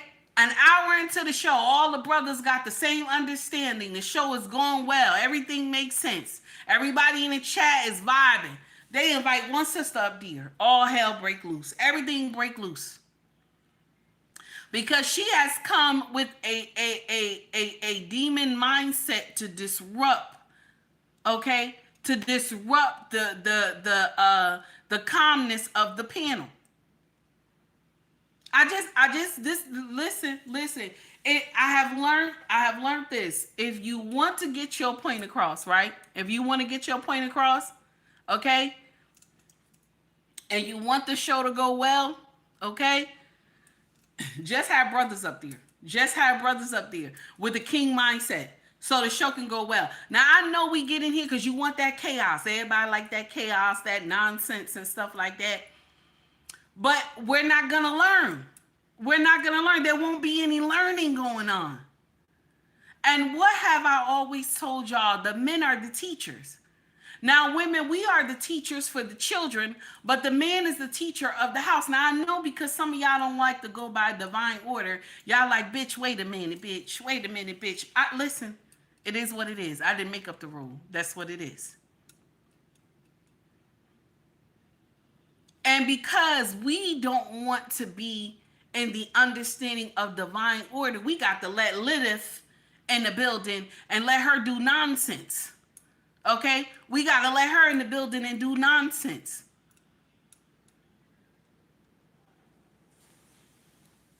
The only person I feel bad in this whole situation for is Ace's wife. Even if Ace's wife, now, because I know some of my fake sisters going to get in here and say, well, what if Ace's wife told Kea that she could tell her business like that? If Ace's wife told Kea that she can tell her business like that, then that means Ace's wife is a fool. She's a fool. She's a fool. I'm sorry.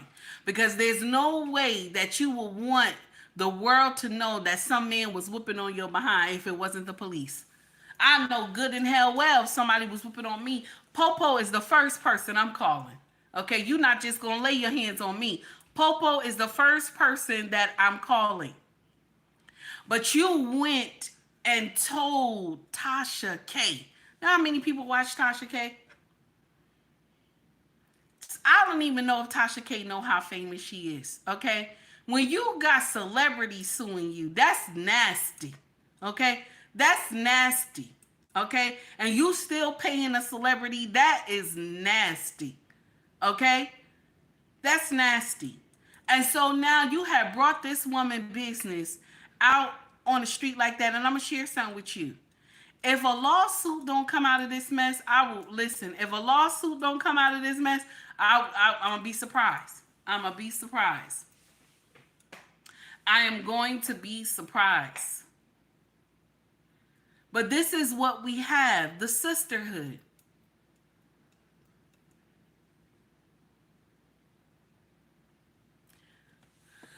My brothers, I know now when y'all look at like 10 years ago, 15 years ago, when y'all was doing this and y'all was in y'all space, okay?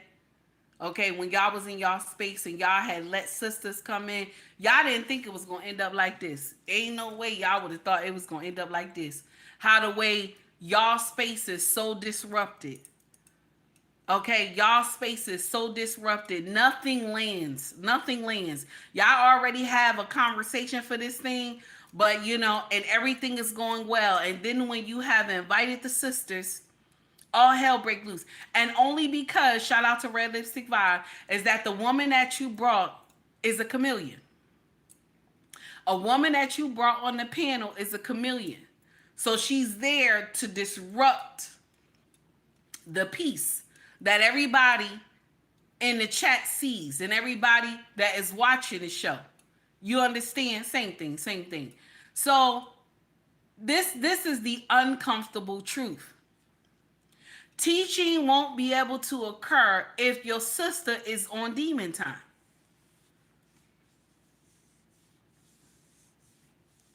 Thank you, back lady. I see what a black queen. I see what you put. The more you speak, queen, the more I feel like you in my head. Much respect. Much respect to you too, baby. Can you imagine? Miss O said the woman doesn't deserve to be dragged like that. Keita is out of pocket. She is. She wrong. I'm sorry. Now I'm gonna share something with you. Like I said to y'all earlier, if Ace was laying hands on her, he belongs under the jail. I'm not gonna get in here and agree that some man laid some hands on some woman. I'm not. I'm not. And that was his wife. So if he was laying hands on her, if he did it, he deserves to be under the jail. You should not be laying hands on nobody. Okay? Nobody. I'm sorry. Okay? But this is the uncomfortable truth. Uncomfortable truth. The male space was for teaching. That's how it was originally supposed to be. Am I right? Am I right? My brothers, y'all in the chat, you know better than I. Okay? The male space was supposed to be for teaching, for men to watch out for certain women, for men to be careful and be open-minded to the stuff that's going on. The male space has went, it has flew out the window. It has flew out the window because check this out, chameleons have been invited to feast at the table. They have been invited to feast at the table, and they have taken their own understanding of what divine order is and has put the black woman at the top of the divine order, even above Yahweh. Even above Yahweh. Y'all have took the divine order and put yourselves even above Yahweh.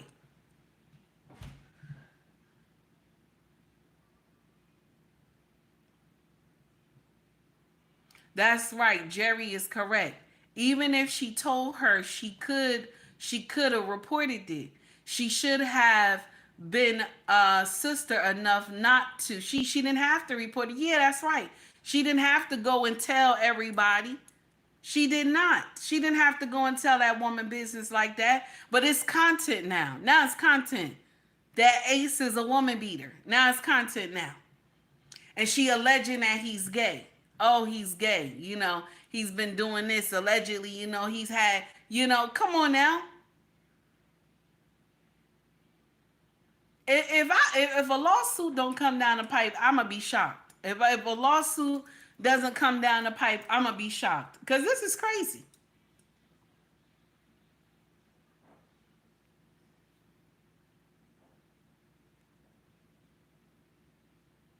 No, that's a lie, Miss O. That's a lie. When you say that? Miss O says, shout out to Miss O. Miss O says, sis, did you hear the foolishness that TD Jake said? Adam was Eve's mom.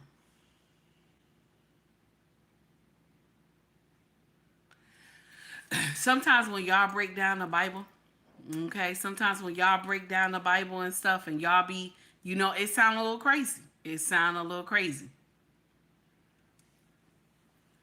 It's, what I'm saying?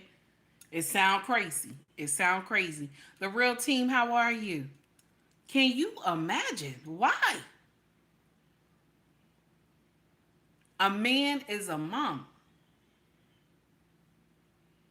Can you imagine?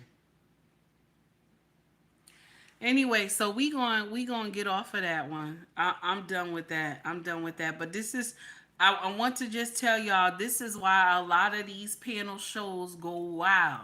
And some of these men who want their shows to be wild like that, this is why they invite up all these women who are Lilith daughters.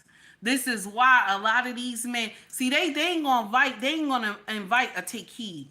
They're not going to invite a Miss O. They're not going to invite a Black Queen. They are not going to invite I Decided to Live Today, to Live Today. They're not going to invite a Shay. They're not going to invite a Mimi. They not going to invite a 1973 sister. They not going to invite us to panels like that because we going to be saying, nah, sis, wait a minute, sis. See, they not going to invite us because we are not, ours is not chaos. Ours is not chaos. They not going to invite us. They going to invite the ones that is the chaotic ones. They going to invite them because that makes the show. Lilith Daughters makes the show.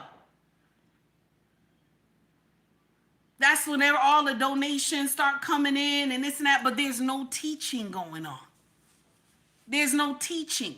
The young women who are in the panel believe what this woman that's 50-something years old is saying. Okay? The young women on the panel, the young women that's in the chat is believing what this woman who is 50 years old is saying, not knowing that this woman is a child of Lilith, okay? And not understanding that this woman got demons all on her. Every man she picked was a problem because she got shit going on inside her. And if you ask her, this is all you got to do is ask a woman. This is how you know if the woman is in her right mind. Ask her what's the divine order. Ask her that and let's see how it go. Ask her what is the divine order, baby. Ask her.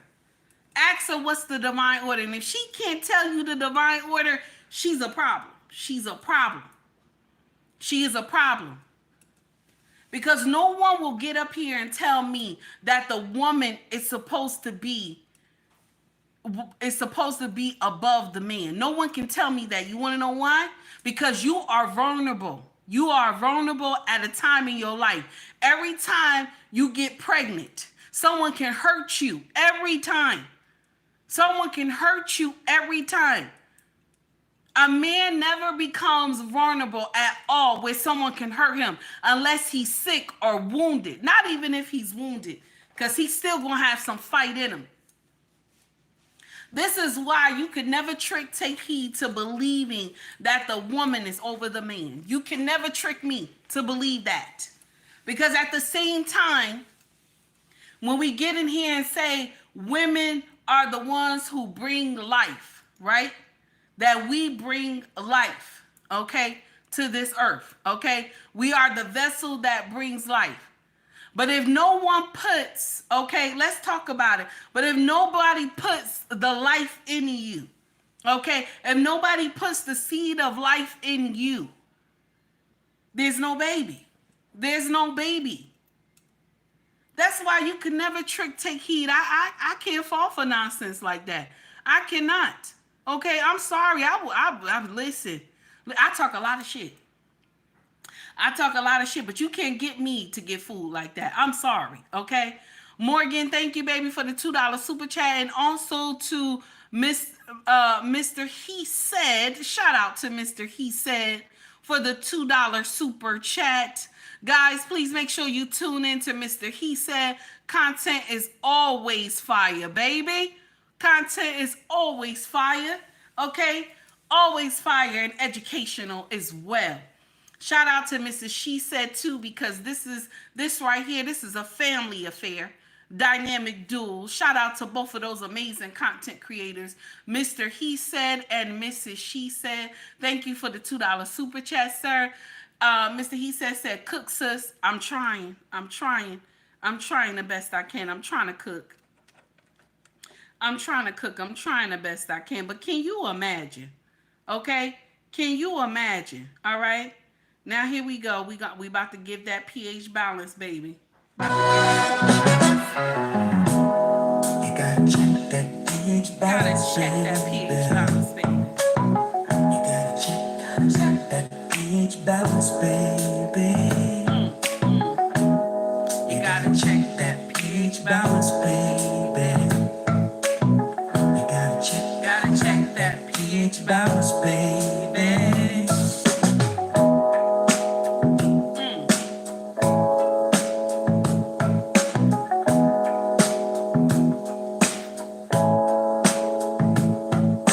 Something is off. Something ain't right. Something is in the air tonight.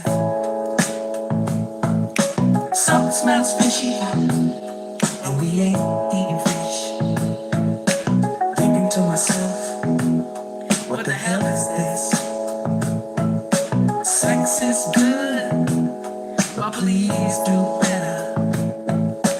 You got to get that pH balance together, baby.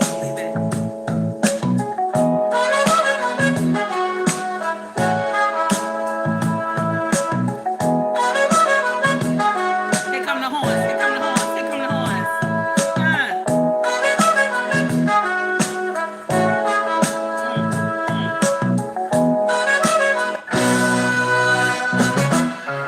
That's nasty. That's nasty. That's nasty. Okay? And then I got one more. One more. Here we go. I got one more coming. One more coming. Here we go. I can't do no more shots, okay? Only two, baby. You can only get 2 shots. We can't do no more than that, okay? I can't be up here giving you drinks all night, okay? I can't do it. So we done with that foolery, and I hope somehow all this died down. But can you imagine, you tell somebody a secret like that, and they come out and they tell the world. If nobody, you don't know how big Tasha K is, y'all gotta just go watch and sit there in her lives. Her lives be wilding, okay? So can you imagine everybody just going and reposting it, just like I did, reposting it, and this whole woman, her whole life is being told. Oh my God. So I want us to hear something. You tell me if this senator is wrong, okay? This is a Caucasian senator. You tell me if this senator is wrong. Here we go. Texas mentioning Martin Luther King. Here's a clip of what he said. Our founding documents talked about having a nation where we recognize that all people were created equal. Martin Luther King talked about that being a promissory note because, as we know, that had not always been the case and has not always been the case in our country. And it took too long and has taken too long for us to get where we need to go. But he also said that we shouldn't use the results of segregation, and I think we could also say discrimination, as the justification for future segregation or discrimination. And that's all he said about Martin Luther King. And then Dr. Martin Luther King Jr.'s name out of your mouths when he was a proud and unapologetic black man fighting for equality for black Americans and all marginalized people. I appreciate my Democrat colleague for exemplifying exactly the kind of oppression and freedoms that we're referencing. How about we'll quote whoever we want to quote? How about that's my First Amendment right? How dare a white Republican quote Martin Luther King? We actually had a congressman say that just now in this committee. And that's again exemplifying the type of oppression that we stand against. We will continue to speak freely because I'm a veteran. That's the country that I serve. That's a constitution I swore an allegiance to. That oath has no expiration date. Shout out to Gotham City God because he dropped that on his page. And my thing is, so now, Caucasian people can't quote Martin Luther King. So now Caucasian people can't quote Martin Luther King. Like, y'all taking this too far, I know you're mad, but y'all taking this too far. Same sister that was in there talking about that he's wrong, that he shouldn't be quoting Martin Luther King. Same sister who in there saying that, right, is the same one that's getting in here talking about she wants to do a study for reparations. Why is a study needed for reparations? Why is a study needed for reparations? When Biden was in the White House and he was signing everything in the clouds too. Yes, y'all had Biden signing everything in the clouds too. Okay? And this is when you could have been pushing reparations. But now you want to push reparations now. When y'all had control of the Senate. You had control. It was a 50-50 vote. But who was the deciding vote? Kamala was in there. a black woman that y'all claim. This is the nonsense that it irks my nerves. Love says, shout out to the veterans. That's right. That's right. Shout out to all the veterans, the armed forces. Shout out to all of y'all. Brothers and sisters of every color. This is nonsense. It's pure nonsense. Same woman in here. I want y'all to hear something that the Honorable Louis Farrakhan, the Honorable Minister Louis Farrakhan, I hope I'm saying the name correctly. I want y'all to hear what he said. Check this out. You, with your little pop guns, killing each other, robbing each other. You are the manifest evil. But what's the unseen power that's manipulating your ignorance, causing you to act as you act? You're not acting on your own power. You don't even realize you are being manipulated. All of the peoples of the earth, red, brown, red, yellow, and white, Jew, Gentile, Protestant, Catholic, Muslim, Buddhist, Hindu. The masses are being manipulated. And that's why Jesus called you sheep, in need of a good shepherd, because your shepherd is leading you wrong. Who is your shepherd? Who's leading you? Who got you killing yourself? It seems like they're making it cool to be drinking lean and syrup, and it's the most dangerous. It's the most dangerous thing that's facing our society. So why sign an artist that would promote that? Because I already answered that question. You weren't paying attention. She asked me talent or issues, and I said talent. But I have to. I can't give up on people. What I'm saying, that's hypocritical though. You're saying it's opportunistic. Yeah. I got people to feed. I got a business to run. You're gonna make Dame Dash take this clip and call you a culture vulture.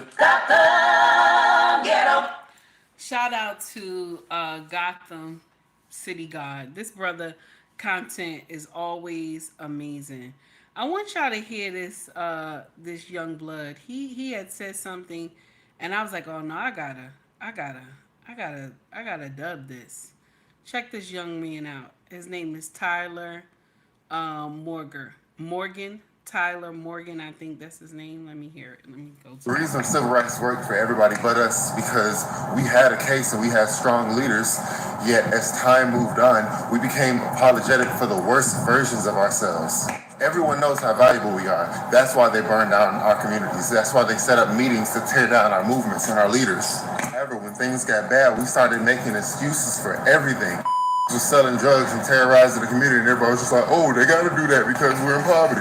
Now, 50 years later, children who grew up in the suburbs are acting like gangsters and acting like they're drug dealers and hitters or whatever, and we don't have an excuse for it. We're just like, The only time Black Lives Matter is when they get killed by the police or some white man.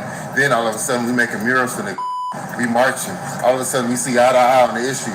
Meanwhile, we don't even realize what's happening to our children. Like, we don't realize that these kids are looking up to Pooh and Sexy Red, and we think it's funny. We just say, yeah, make that coochie fart. Yeah, let Sexy Red go talk to the kids at the school. Let Interleaf Chopper tell the kids how they should move in the world. If I want to kill a nigga, or I want to sell a nigga fentanyl, or I want to put a hole on the stroll, we have excuses for that, and we say it's a system, and we say it's because of white supremacy. Yet, if someone calls out these behaviors, we be like, oh, hell no, cool, get this nigga out of the community. The reason civil rights work for... And this is the nonsense that we still do today, okay? This is the nonsense we still do today. Hashtag shame lady, Mrs. She Said, okay? Hashtag shame lady, Mrs. She Said. Because instead of us saying, okay, because they grew up like that, you know, that's all, you know, it's okay that he's selling drugs into his community. It's okay she's selling drugs to her community because she grew up like that. That's the excuse, okay? Her mama was a hoe. Her mama was out here selling that pussy for $2. So she out here selling that pussy for $2. That makes it right because, you know, she lived like that, okay? This is the excuses that we make, okay? Well, the daddy had went to prison. So, you know, it made sense that the boy went to prison because, you know, the daddy wasn't there. You know, we make excuses for it instead of us saying, I don't give a fuck what your mama and your daddy did. You know, this your life. You don't end up like your mama and your daddy. My mama and daddy, my mama smoked crack. My mama smoked crack growing up most of my life, okay? My daddy did dope, okay, until he had an episode in his room one day and he almost lost his life. And he asked God to not let him die in here. He was by himself smoking that dope. It was too strong. And he fell out on the floor. And he asked God in that state to not let him die. He wouldn't snort dope no more. That's what made him change his mind. My mama and daddy was druggies.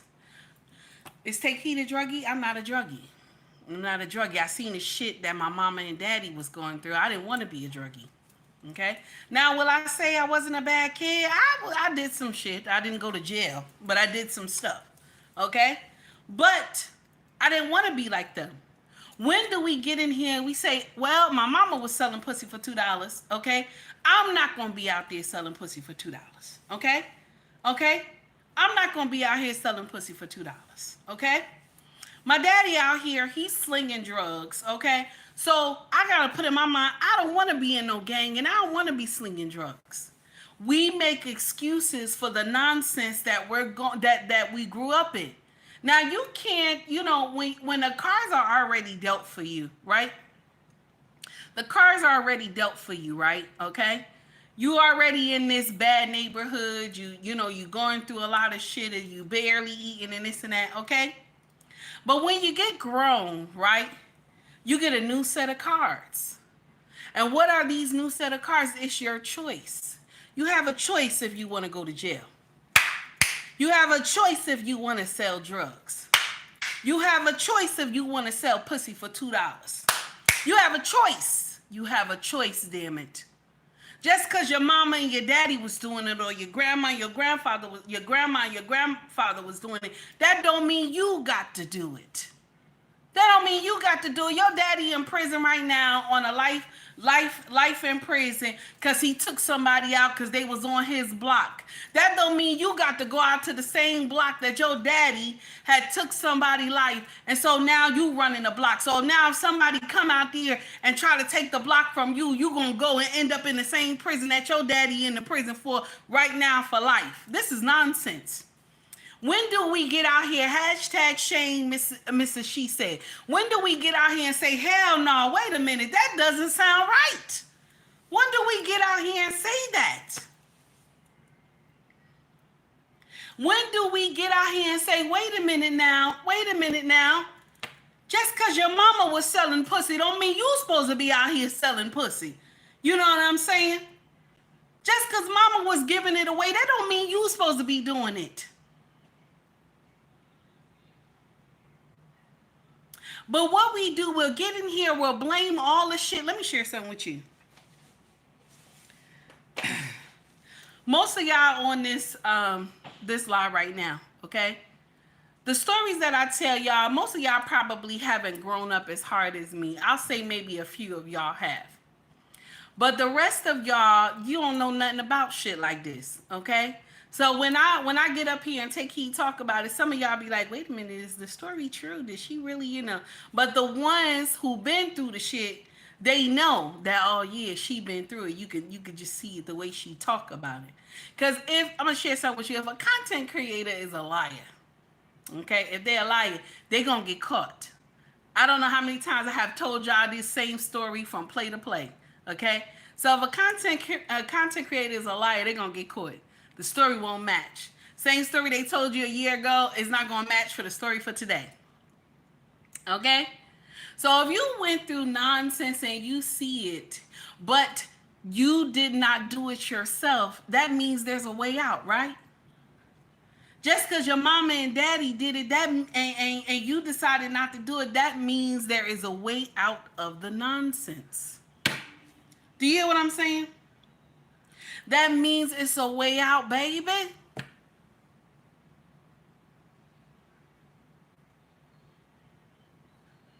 Take heed saw what her mama and daddy was doing. I saw what the women in my family was doing, my uncles and all these things like that. I didn't want to do the same thing. I didn't want to do the same thing.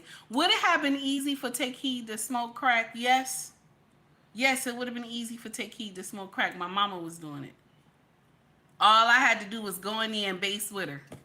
Okay? All I had to do was go in there and smoke that pipe with her.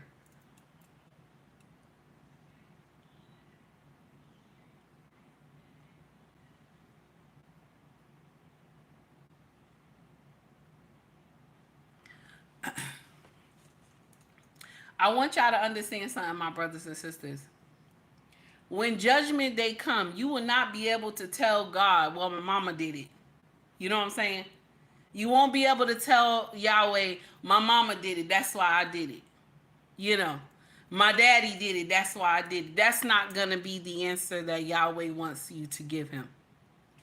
That's not going to be the answer. You're going to stay down there on all fours and trying to explain. That's not going to be the answer. Every knee shall bow and every tongue shall confess that Jesus Christ is Lord. That will not be the answer that Yahweh wants you to say.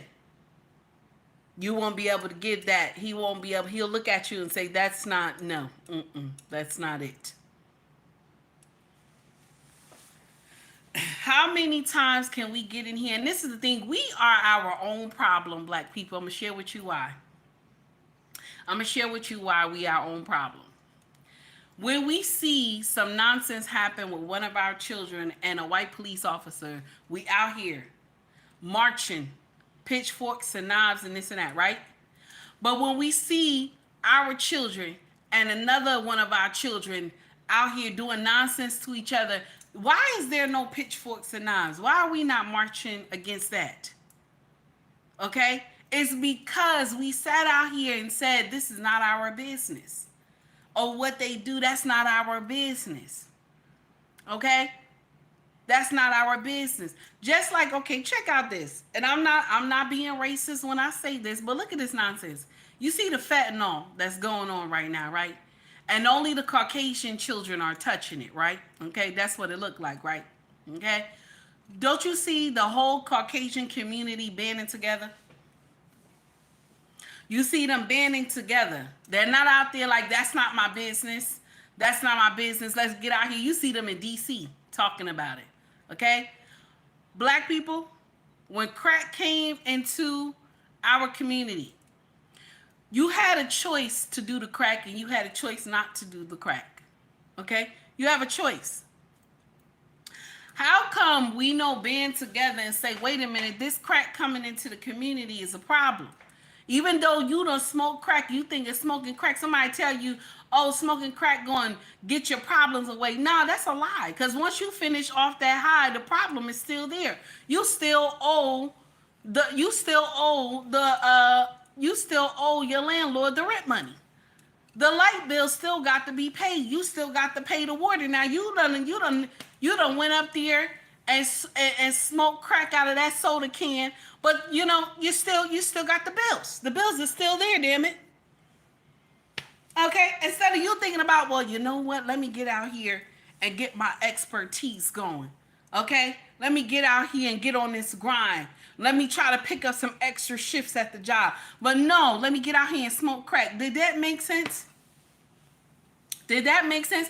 Black people, we are our own demise because we in here, somebody go and serve you a plate of poison. You see the poison. Somebody get in here and serve you a plate of poison. You know it's poison. You see how your other brothers and sisters act. You see the poison. Okay? And they tell you, oh, this gonna make all your pain go away. But you see that your brothers and sisters are doing the same thing and their pain ain't going away. Baby, no, you can take that poison back. Okay? No, you can take that poison back. That's not what I want. That's not what I want. My brothers and sisters, we will sit up here and we will uplift the most nonsense thing in the world, baby. We will uplift nonsense. We will. We will get up here, uplift nonsense. We will get up here. We will make people. Now, let me just, I'm going to be a little rough with this right here. Good morning, Lost. How are you? We'll get up here. You know that this man was a monster to the community, or this sister was a monster to the community. Okay? You know they were. You know they were a monster to the community. But then y'all will be crying and talk about they was such the kindest person. They was such a beautiful person. They was such an amazing person. Oh my God. They just, you know, they was, now you talk about they were God-fearing. They went to church one time. There was God-fearing person. All this nonsense. You'll get in here and say that mess. Okay? You'll get in there and say that mess. And y'all always like to label our icons with somebody who did some bullshit. Okay? Oh, she just like Shirley Chisholm. Okay? He just like Martin Luther King. He just like Malcolm X. You'll get in here and be lying. Just be lying. We don't see our icons in this person. You'll get up there and just be lying and got the whole black community acting crazy. Everybody wilding out. Oh, this is the same thing that happened to Martin Weir. So this is what y'all had done. So now since the CIA or whoever, okay, released the records of Martin and y'all found out that Martin was doing nonsense, now y'all have, everybody is Martin. Everybody is Martin, okay? Everybody is Martin. This is the thing that hurt me so bad, because even when we know that it's dysfunction, even when we know that this person is not telling the truth, we get in here and we will vouch for them. Even though you don't even know the whole situation, we'll get in here and we'll vouch for our own people. And you know they on demon time. You know they doing nonsense. Family members, y'all do this nonsense too. You know this child was a demon in the community, terrorized everybody. Terrorized everybody. But yet, you up there talking about they was God-fearing and this and that.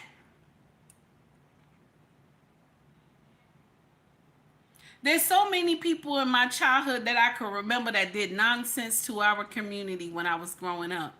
But when this person passed away, okay, everybody falling out, they screaming and this and that and all this, you know.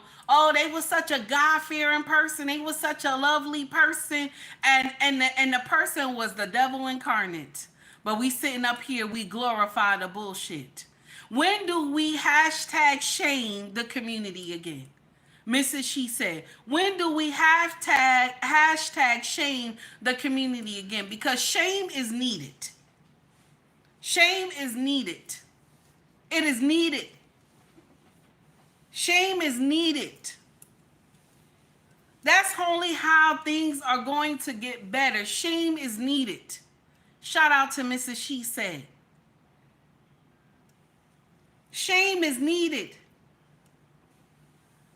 This is why we're not learning, because people get out here and they'll tell you, and this is, y'all have took the Bible scriptures and changed everything. Judge ye not, and ye shall not be judged. Who is without sin, cast the first stone. And only because Pastor got caught doing something after church Sunday at Sister Mary's house. So now the next following Sunday, that's the scripture. That's the scripture. So now even when you saw somebody doing something, they'll get out here and say, judge ye not, and ye shall not be judged. So that's why. That's why. You know, now we don't call people on it. But everybody forget that the Bible said we must judge righteously. We always forget that part.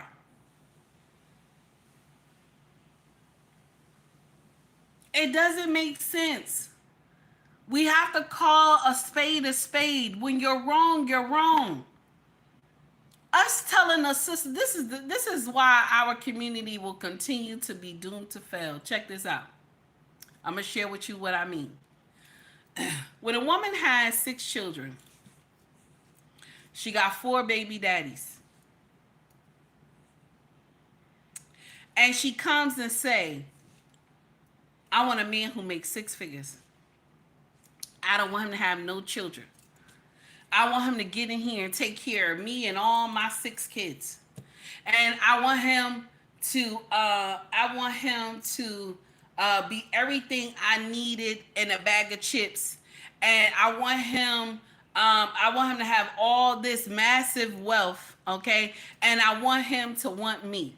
Okay, you want all these requirements from this man, but those 4 baby daddies, you didn't ask for none of these requirements from him. None of these requirements. You didn't ask none of those 4 baby daddies. You ain't say none of these requirements. Okay, so after the 4th one, you still, I didn't get it. I didn't get it. After the 1 or 2, listen. I'm not judging. I'm judging a little bit. I'm lying. Okay, so after 1, 2, now 3, now you got the 4. Okay, so you didn't ask none of those requirements at all. Okay, you said no, come get the pussy. You know what I'm saying? The men, come get this pussy. Number 1, 2, 3, no 4, and now I got requirements. You have to make over 6 figures. Okay, you got to make over 6 figures. You got to love all my baby kids. Okay, you got to love all my baby kids, okay? All my baby kids. And I'm friends with all my baby daddies. Okay, and I'm pregnant with 1 right now. And you looking for a man. When do we sit up here and tell her, wait a minute now, heifer, hold on, wait a minute. Now, the 4 men that you had children with, you didn't require none of this from them. And so now you want some man that you have never met before in your life. Okay, Miss Straight Up, no chaser, don't start no trouble today. Because I done already told you, your wrench is in question, my sister. And don't get in here laughing or say, stop, too much truth, take heed. I don't listen. We not friends today, okay? Now, when you get in here, you hear these women just saying all this stuff, and somebody need to get in here and say to her, wait a minute, why? Why is you requiring all this stuff? You got 6 kids?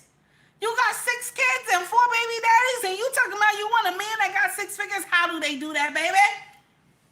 Okay, how they doing that, baby? How they doing that? How are they doing that? And then this is another thing that irks my nerves. A black man who he was born, okay, his mother was a baby mama, okay, and he get in here, he don't have no kids. And a woman who she got 2 or 3 children, and he say, I don't want a woman who has kids. You know what happened? Everybody began to bash this man. Why? And then I tell him, well, your mama was a baby mama. Your mama was a... So? I saw the nonsense my mother went through. I don't want to have to go through the same thing. Some of y'all don't know how hard it is to date a baby mama. Or either y'all don't see it. Okay? Either you don't know how hard it is, or either you don't see it. Some kids are very disrespectful to these men. Especially if you ain't trained these children properly. These kids is very disrespectful to this man. And listen to me, I'm not saying I'm out of the box. No, I'm not. I told y'all who I raised. I called my oldest son Prince. I call him the man of the house. So you know he was a problem for my king. Okay? He was a problem for my king. He used to buck up at my king like he could do something. And my king used to tell him, you young, you don't know. And some of y'all youngins, y'all think because somebody, a man, he older and this and that, you know what I'm saying? He older, he not quick with the hands. It be them old brothers you got to watch out for.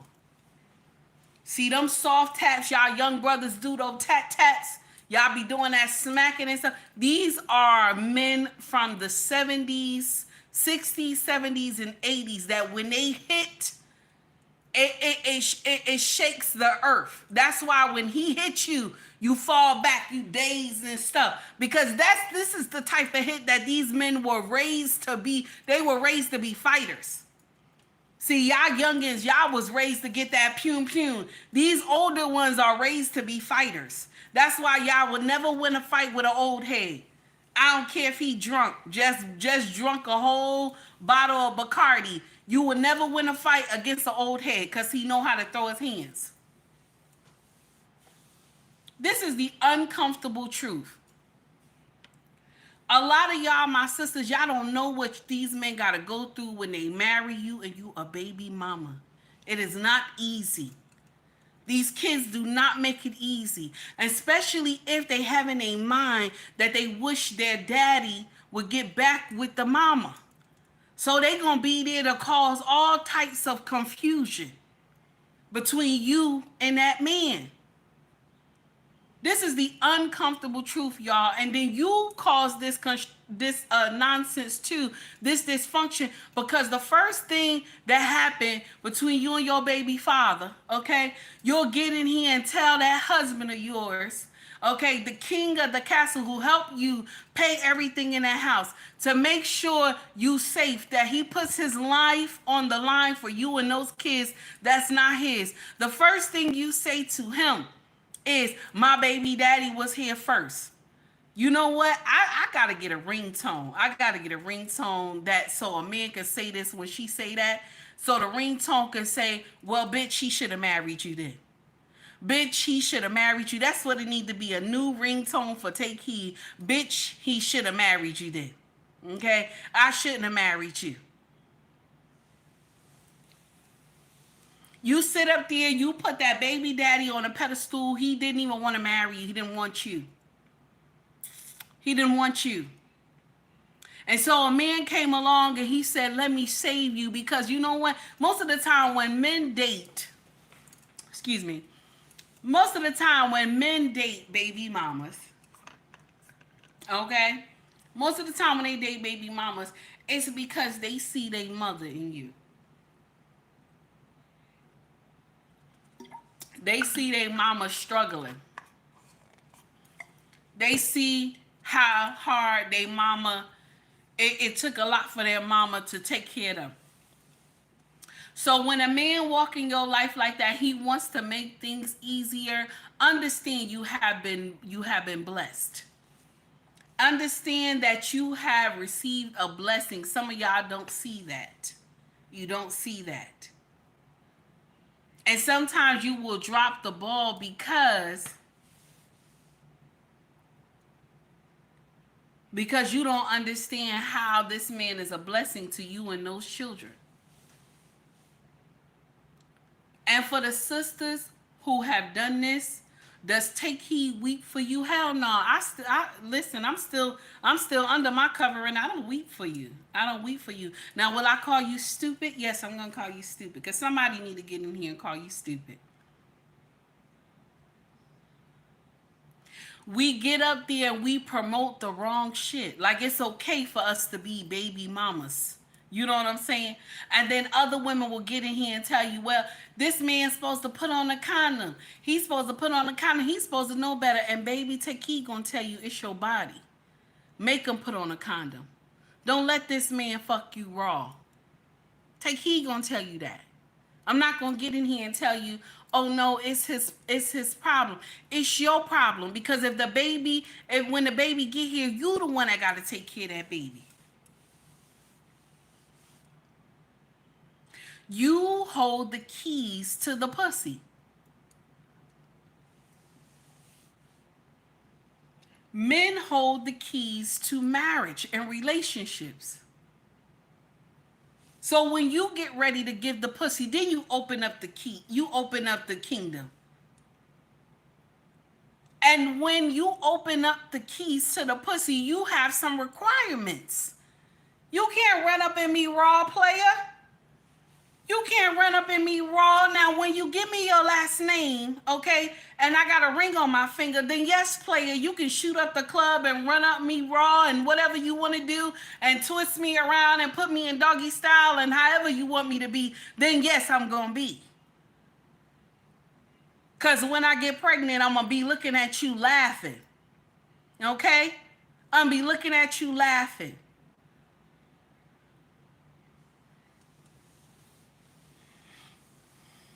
My sisters, we are meant to be wives, not baby mamas. We are meant to be wives, not baby mamas. And men have come to the conclusion that they have been lied to from generation to generation by their own great-great-grandmothers and mothers. They have been lied to because they had told them there's honor in raising someone else's children. It's honor in raising, being a father to someone else's child. And this is me not stepping on none of the stepfathers on their heart. I'm not stepping on none of them. But to my sisters, you supposed to have boundaries. If a man had chosen you to be his wife, you supposed to have boundaries with that baby daddy. There's supposed to be a respect level between that baby daddy and your husband. There's supposed to be a respect level between that children and your husband. It's not supposed to be they say whatever they want to say to your husband. They tell your husband, oh, my daddy was here first, or the baby daddy talking about, but I was here first before you. Nobody gives a fuck what none of y'all saying. Nobody don't give a fuck about the kids saying that shit. Nobody don't give a fuck about what the baby daddy saying. Nobody care about that shit. Because if you wanted her, you would have married her. Am I right? So you didn't. So another man had came and put her under his covering. And put your children under his covering as well. And my sisters, y'all got to start standing up. If you a baby mama already and somebody had came and gave you grace and mercy, you better do what it do, baby. You better do what it do. Because if your baby daddy loved you so much like he claimed he do now, he would have married you. Another man wouldn't have came up in here talking about, I want to be the man in the house, not the man outside the house. My sisters, this is the thing that hurts so much that nobody wants to hear this conversation, okay? We ain't supposed to be baby mamas in the first place. Nobody wants to hear that conversation. If somebody would have said to take heed, this is where you're going to land when you get older. If somebody would have said, I'll be living in South Jersey, this is where you're going to land. You're going to have a king that's going to govern over you. I'd have smacked somebody. Wait, who? Who going to do what? Because I was a strong, independent black woman. I thought I was saying the right shit. Okay? I thought I was knowing what the hell I was talking about. You know what I'm saying? Somebody would have told me that. I'd have told them you lying. Okay? But if Take Heed right now can go back, okay? If Take Heed could go back, if Take Heed could go right now, okay? Super Pace, thank you, baby, for the $13.99. If Take Heed could go back into her past, Take Heed would have bitch smacked herself. Wait a minute, bitch. Wait a minute. Wait a minute. Stop fucking with this one right here. See this one right here? Stop messing with him. Okay? Stop messing with him. And then when my younger self would have said, why? I would have said, bitch, this was going to happen. This was going to happen. Okay? Now, I would have guided her ass all the way to the time she got to the laundromat on 3rd Street in Elizabeth. I would have guided her ass all the way there. Okay? I'd have said, see this brother right here? See this brother right here? By the washing machine. They got all this black on and stuff, and you got the baby here in the glass. And see this brother right here? This is your husband. Be nice. Just walk up to him. Say, hi, how are you? Just walk up to him. Okay? Just walk up to him. Okay? This is your husband. Immediately, when he start talking, tell him, I'm your wife already. You're going to scare the shit out of him, but he already know you his wife. Okay? Because he been seeing you in the neighborhood, so he already know you his wife. This is a trick that he's doing by the wash machine, bringing his clothes to the same laundromat as you, because he saw you running near. So that's why he hurried up and brought his clothes to the laundromat. This is a trick. Just walk up to him and tell him, I'm your wife. I'm your wife. And he's going to turn around and tell you, I already know, because Yahweh told me you was supposed to be my wife. So that's it. You ain't got to go through nothing else. You ain't got to go through nothing else. Okay? Okay? Now we can't stop the stuff that you had done before, but there's no baby. You ain't got no baby, okay? The old take heed saved you from you getting a baby, okay? But you still did some nonsense too. But there was no baby. So now any babies that come, it belongs to this man right here by the wash machine. If I can go back in time, I would have bitch smacked myself. Bitch, wait a minute, bitch. Wait a minute, bitch. That's what I would have done. Wait a minute, bitch. Listen, stop laughing at me. Wait a minute, bitch. Okay. Super Pace. Thank you, baby, for the $13.99 super chat, honey. Oh my God, that's what I would have said. Wait a minute, bitch. Wait a minute, I would have sound like Cat Williams. Wait a minute, bitch. Ain't no way. Okay, ain't no way. Shout out to Dr. Umar. I want to eat you up. At ease, my queen. So good on your live, Dr. Umar. I want to eat you up. At ease, my queen. At ease, my queen. What do you mean you want to eat up the prince? You look so good on your live. I want to eat you up. What do you mean by that, my beautiful African sister? All right now. This is the Black Parent Teleconference, my queen. All right now. This is the Black Parent Teleconference. All right now. Consciousness over the cookies. Politics over the punani. Revolution over the romance. You look so good on your live, Dr. Umar. I want to eat you up. At ease, my queen. At ease. At ease, my queen. What do you mean you want to eat up the prince? All right now. You look so good on your live. I want to eat you up. What do you mean by that, my beautiful African sister? All right now. This is the Black Parent Teleconference, my queen. This is the Black Parent Teleconference. All right now. Consciousness over the cookies. Okay now. Politics over the punani. All right now. Revolution over the romance. Umar, I want to... All right. Thank you.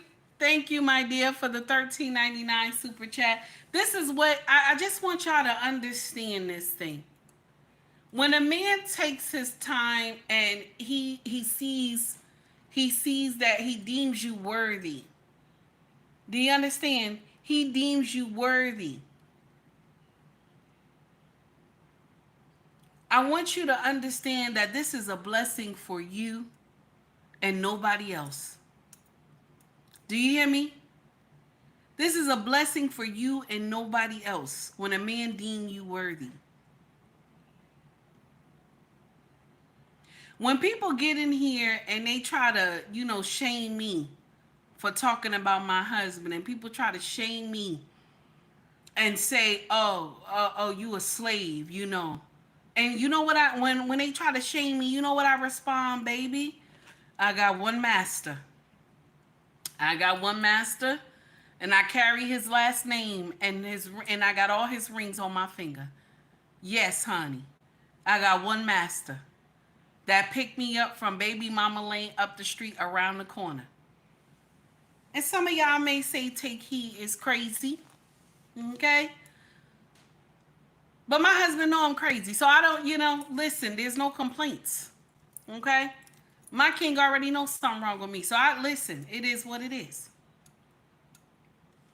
We have to do better. We have to do better. We have to do better. And we need to. We need to do better.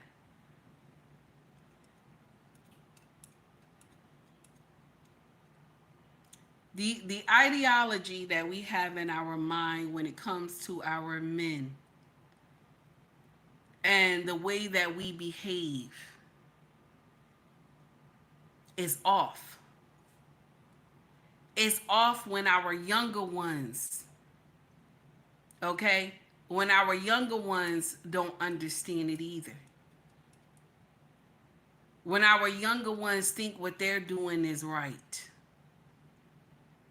I want y'all to hear this right here. Okay, I want y'all to hear this. This is Saint and Sinner. Y'all know that brother, right? He breaking this down to this young woman. I want y'all to hear this. Check this out. If you ask this young lady, is she intelligent? She'd look you dead in your eyes and say yes. If you ask her, does she have manners? She'd say yes. But she's been interrupting and she's been rude and unruly this whole time, which is why I have to address it. Because too often guys will look at her and say, she's attractive. I want to smash. And because they want to smash, they're about to start tap dancing and like being real nice. And because they never told her the truth, she doesn't even know the truth. Recently, I was in Mallorca in Spain, right? I met this gorgeous Romanian chick, and she says, "Hey, how old do you think I look?" I'm over here with my video editor. You heard me? I got her. She takes me on IG. She says, "How old do you think I look?" And I was like, "Good, bro. How old do you think Shorty look?" He's like, "Bro, she look like she at least this age." I'm like, "Yeah, I agree." And he's like, "What you gonna say?" I'm like, "Not that." That's the point. You get lied to, then you get smashed and dashed, and at the end you're wondering why, because you have no sense of reality. And why does the lie work on you? Because you want to be lied to. Why does the lie work on us? My sister, we gotta take it back. I want y'all to understand what I'm trying to say. Sister 1973, thank you, baby, for the $4.99 super chat. She says, "Come on, child, tell it. I'm here for it. I'm here for it all. I'm here for it all, child." That's right, honey. Thank you. Red Lipstick Vibe, I appreciate you for stopping by, my sister. Thank you so much. Guys, please make sure you check out 2 amazing content creators that are in my chat currently right now. Okay? Mrs. O, okay, who is an amazing content creator. Okay? Amazing, always fire. Okay? And listen to me. Listen to me, y'all. When I say heavily anointed, that's what that sister is, okay? That's what she is, honey. And you got Red Lipstick Vibe that will tell the truth to your face, honey. And heavily anointed as well. She will tell the truth to your face. Even if it hurts, honey, she'll tell you, okay? Shout out to Red Lipstick Vibe, also amazing content creator. Y'all, please hit the like and subscribe button in both of these women content, okay? So this is the uncomfortable truth. We like to be lied to. That's why women can get up here on social media on Kendra G and say, "I got 6 babies, 4 baby daddies, and I want a man that make 6 figures. I want a man that got his own business. I want a man." She wants all these requirements, but out of those 4 baby daddies, she didn't ask for none of those requirements out of those 4 baby daddies. And when Kendra G, because Kendra G now, she done listen. Kendra done came with the foolery. Kendra said, "But you didn't ask." Now, now Kendra before she wouldn't ask that, but she said, "You didn't ask that from those other 4 baby daddies. They wasn't expecting that." Some of these women who get up there with Kendra now, because she been doing this a long time, y'all not expecting that stuff for it to come out her mouth. So that's why y'all get a little saucy with her, okay? And y'all don't know that Kendra G got a little gangster in her, okay? So when she come out and say something, you confused, okay?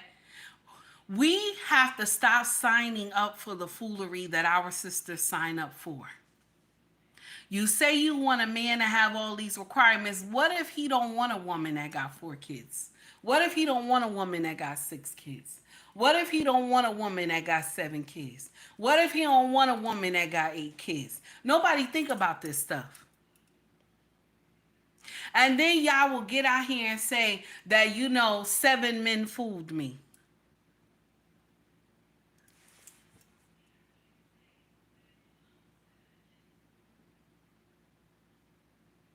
What does that say about you, baby? 4 men fooled me. What does that say about you, baby? That means you can be told anything because it's the lie.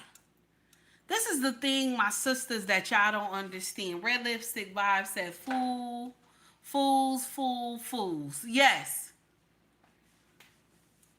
Shay says, "Say it. You're stupid." That's right. The thing is that I want you to understand this, my young women, because your older women, we already, we seasoned, we have been through some stuff, and now most of us understand. The women who are on this show right now that y'all watching me, y'all been through some stuff. You already been married. You have seen some foolery. Okay? So you understand what I'm trying to say. But for y'all younger women, I want you to understand this. A man will promise you, I have said this a million times, a man will promise you heaven and earth to get to that pussy. He gonna promise you heaven and earth. He's going to. Okay? But after he get that nut clarity, he doesn't have to keep that promise. He doesn't. He does not have to keep that promise. After he get that nut clarity, that promise go out the window with that nut clarity. Okay? Only how a man can keep this promise, okay? I want you to understand this part right here. Only how a man can keep this promise is if you belong to him. You his wife. He don't have no choice but to keep the promise. Okay? Because a man will get out here and promise you. Okay? Promise you heaven and earth, baby, to get that pussy. He will promise you heaven and earth. But when your husband get in here and promise you heaven and earth, and you bend it over and shake it fast for him, he know he got to do it. He know after that nut clarity, he still got to do it. That's the difference. Wouldn't you rather be under the covering? Wouldn't you rather be under the covering than just have a wet ass? That doesn't make sense. I would rather be under the covering than just got the wet ass.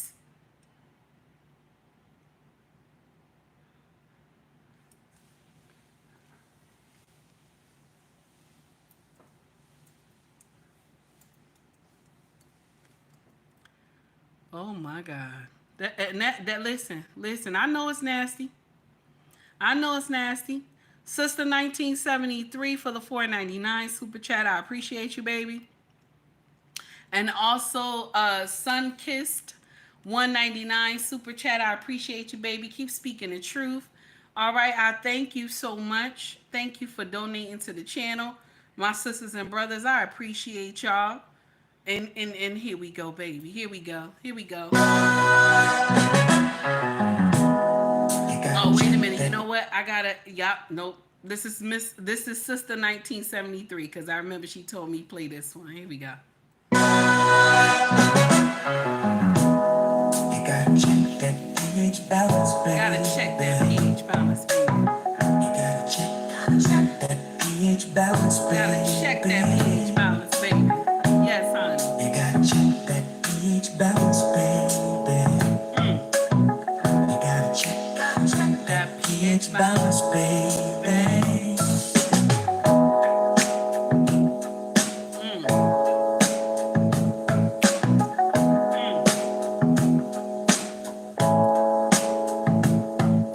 Something is off. Something ain't right. Jerry, stop laughing at me tonight. Something smells fishy, but we ain't eating fish. Thinking to myself, what the hell is this? Sex is good, but please do better. You gotta get that pH balance together, baby.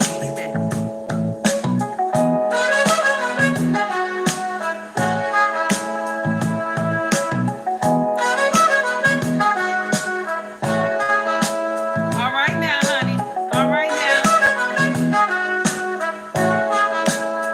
Okay now. All right.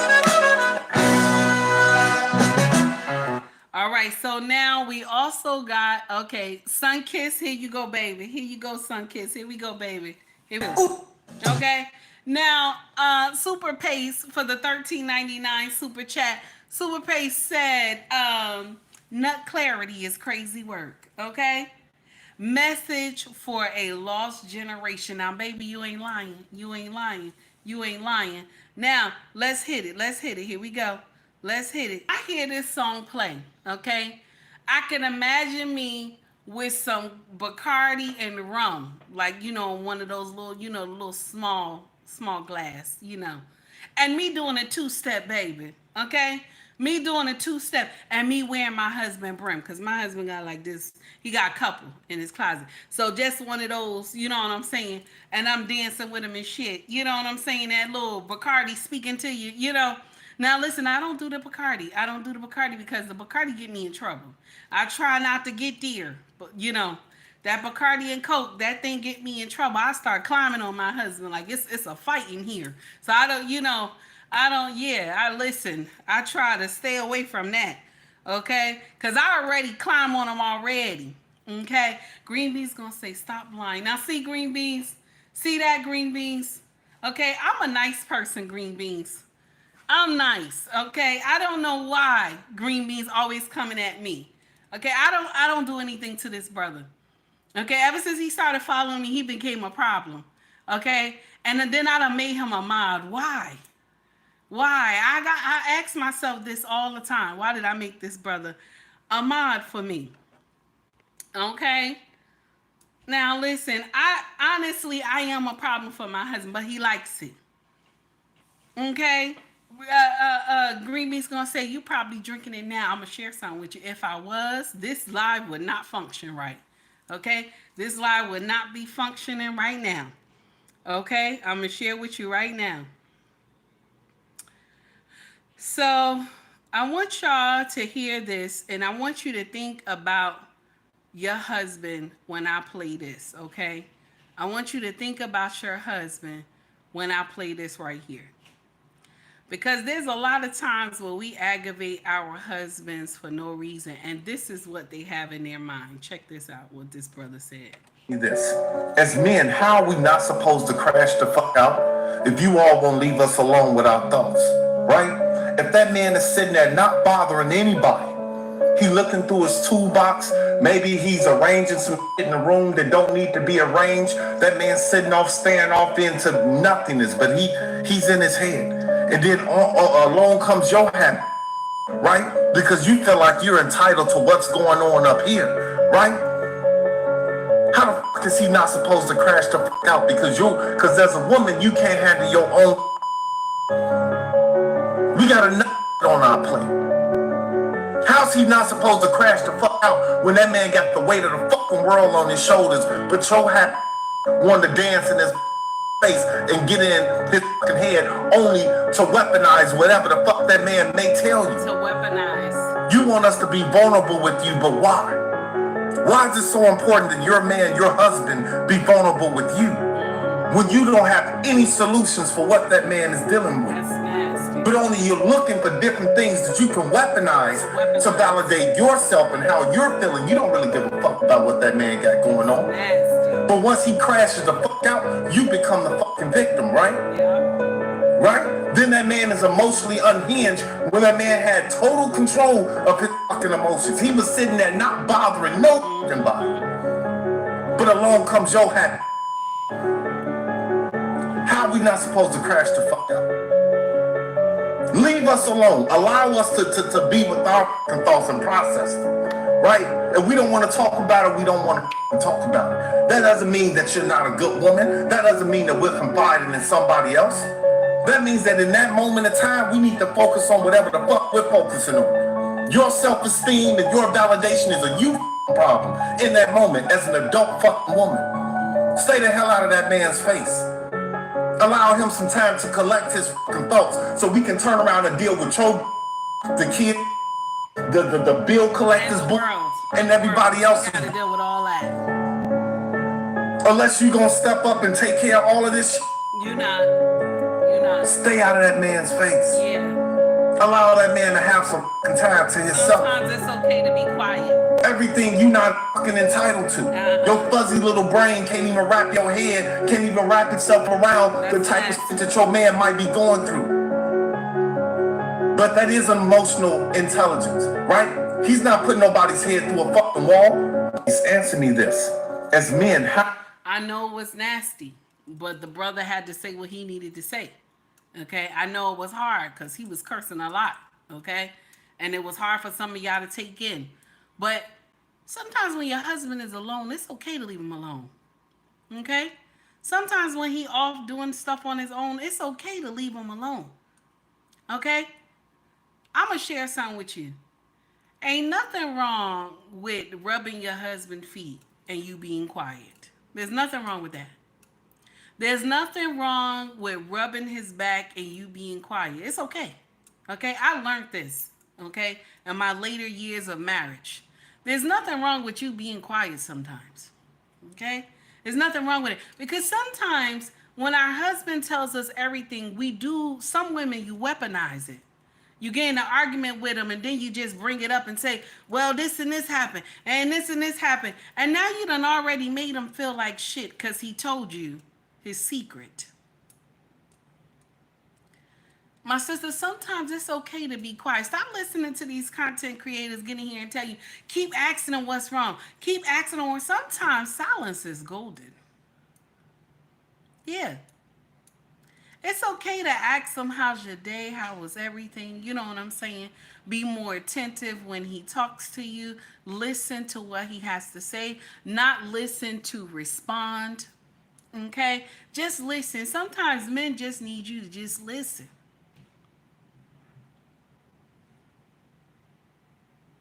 You understand?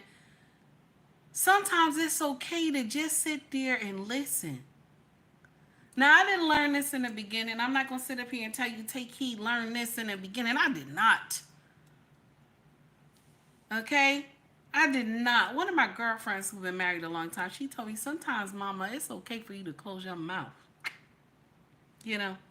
And I said to her, what you mean? I said, because she said, you're talkative. You're going to aggravate this man. Sometimes it's okay to you know.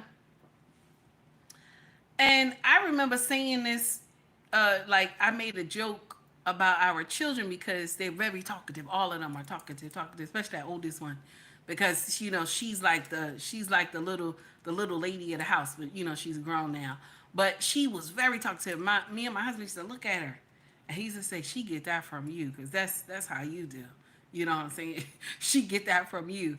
So when my girlfriend had said this to me, I laughed because I was like, damn, this is what I do. I'm very talkative. So this is why this job is good for me. Well, not a job, but you know, this is my hobby. This is good for me because I like to talk. And I always liked to be in customer service because I like to run my mouth. Okay, customer service. Security is something like customer service, and then, you know, it depends. Because sometimes you're going to be a customer service, sometimes it go left. Especially working with Port Authority. Customer service was not really there. You just had to be like stern, you know what I'm saying? So it changes. But I'm sharing with you, my sisters, this is a word to the wise. It's okay sometimes to just go like this. Let your husband think. It's okay. All the bashing and nagging and all that doesn't help the situation. Because what he got going on is worse than what you got going on in your mind. My sisters, I want you to understand that. Because when you can't hold your burdens no more, what do? You put it on him. So the stuff he got going on, and then he got to take your burdens that you got going on in your mind and put it on him too. He's going through a lot. This is a king mindset I'm talking about. We're not talking about no Pooky and Ray nonsense, okay? I wanted to share that with y'all.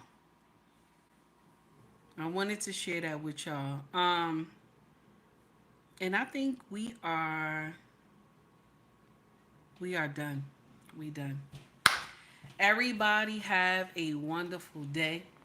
Okay, I enjoy being with y'all. Okay, it's 2 hours 56 minutes. Okay, I'm doing better with the time. This 3 hours, I'm doing better with the time. I'm getting close to the 3. I think I did like close to 4 one time. It was a couple days ago. I'm getting better with the hours. Okay, I want to say thank you to everybody who came and rocked with me today. I appreciate y'all.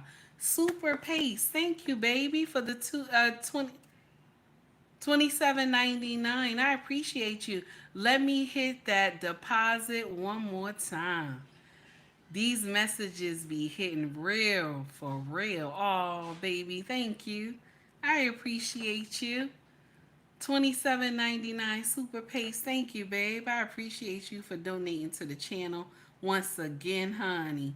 Okay? Here we go. Here we go. Right. 2. I can't do no more than 2, baby. Thank you to everybody who donated to the channel. Thank you for hitting the like and subscribe button. Everybody who is here. Thank you for just rocking with me today. I appreciate y'all. Because y'all could have been anywhere else, but y'all came to see this loudmouth heifer talk her shit today. And I appreciate y'all. If you want to shop with us, our family business is called ubmraxfashion.com. Okay? So we also have Mercari, POSHMARK, and eBay. Links in my bio. Okay? I appreciate y'all for that. Okay? Come rock with us. See what we got. Best prices is on UBMRacksFashion.com. There's no middleman. Okay? Also, if you want to shop merch, scroll to the top of the page. You will see Shop or Store. They got hoodies, shirts, mugs, water bottles, baby clothes, all that good stuff. If you're interested, okay? Miss O, it was good to see you, my sister. It was good to see you, okay? I was hitting you up in your DMs. It's good to see you, my sister. All right? Much love to you. Thank you, everybody. I appreciate y'all, okay? I appreciate y'all, all right? Thank you. We done, y'all. My king is off today. So I'm going to aggravate somebody when we get off this live. Green beans, I hear you talking about my earrings, but this was a part of my birthday gifts. If y'all see the new earrings and stuff that had came in, y'all, because I didn't want to bring them all out, but this is a part of my birthday gifts, okay, that y'all was giving me my birthday money. Y'all remember when y'all was giving me that birthday money? Okay, this is a part of my, this is a part of my birthday gifts. When I told y'all I like shiny things, green beans, don't be hating on my earrings. I done already told you. Okay? Listen, I done already told you. I like shiny things. Okay? Now, everybody have a wonderful day. Much love to you all. Y'all, please be safe out here. You hear me? Be safe out here. All right, here.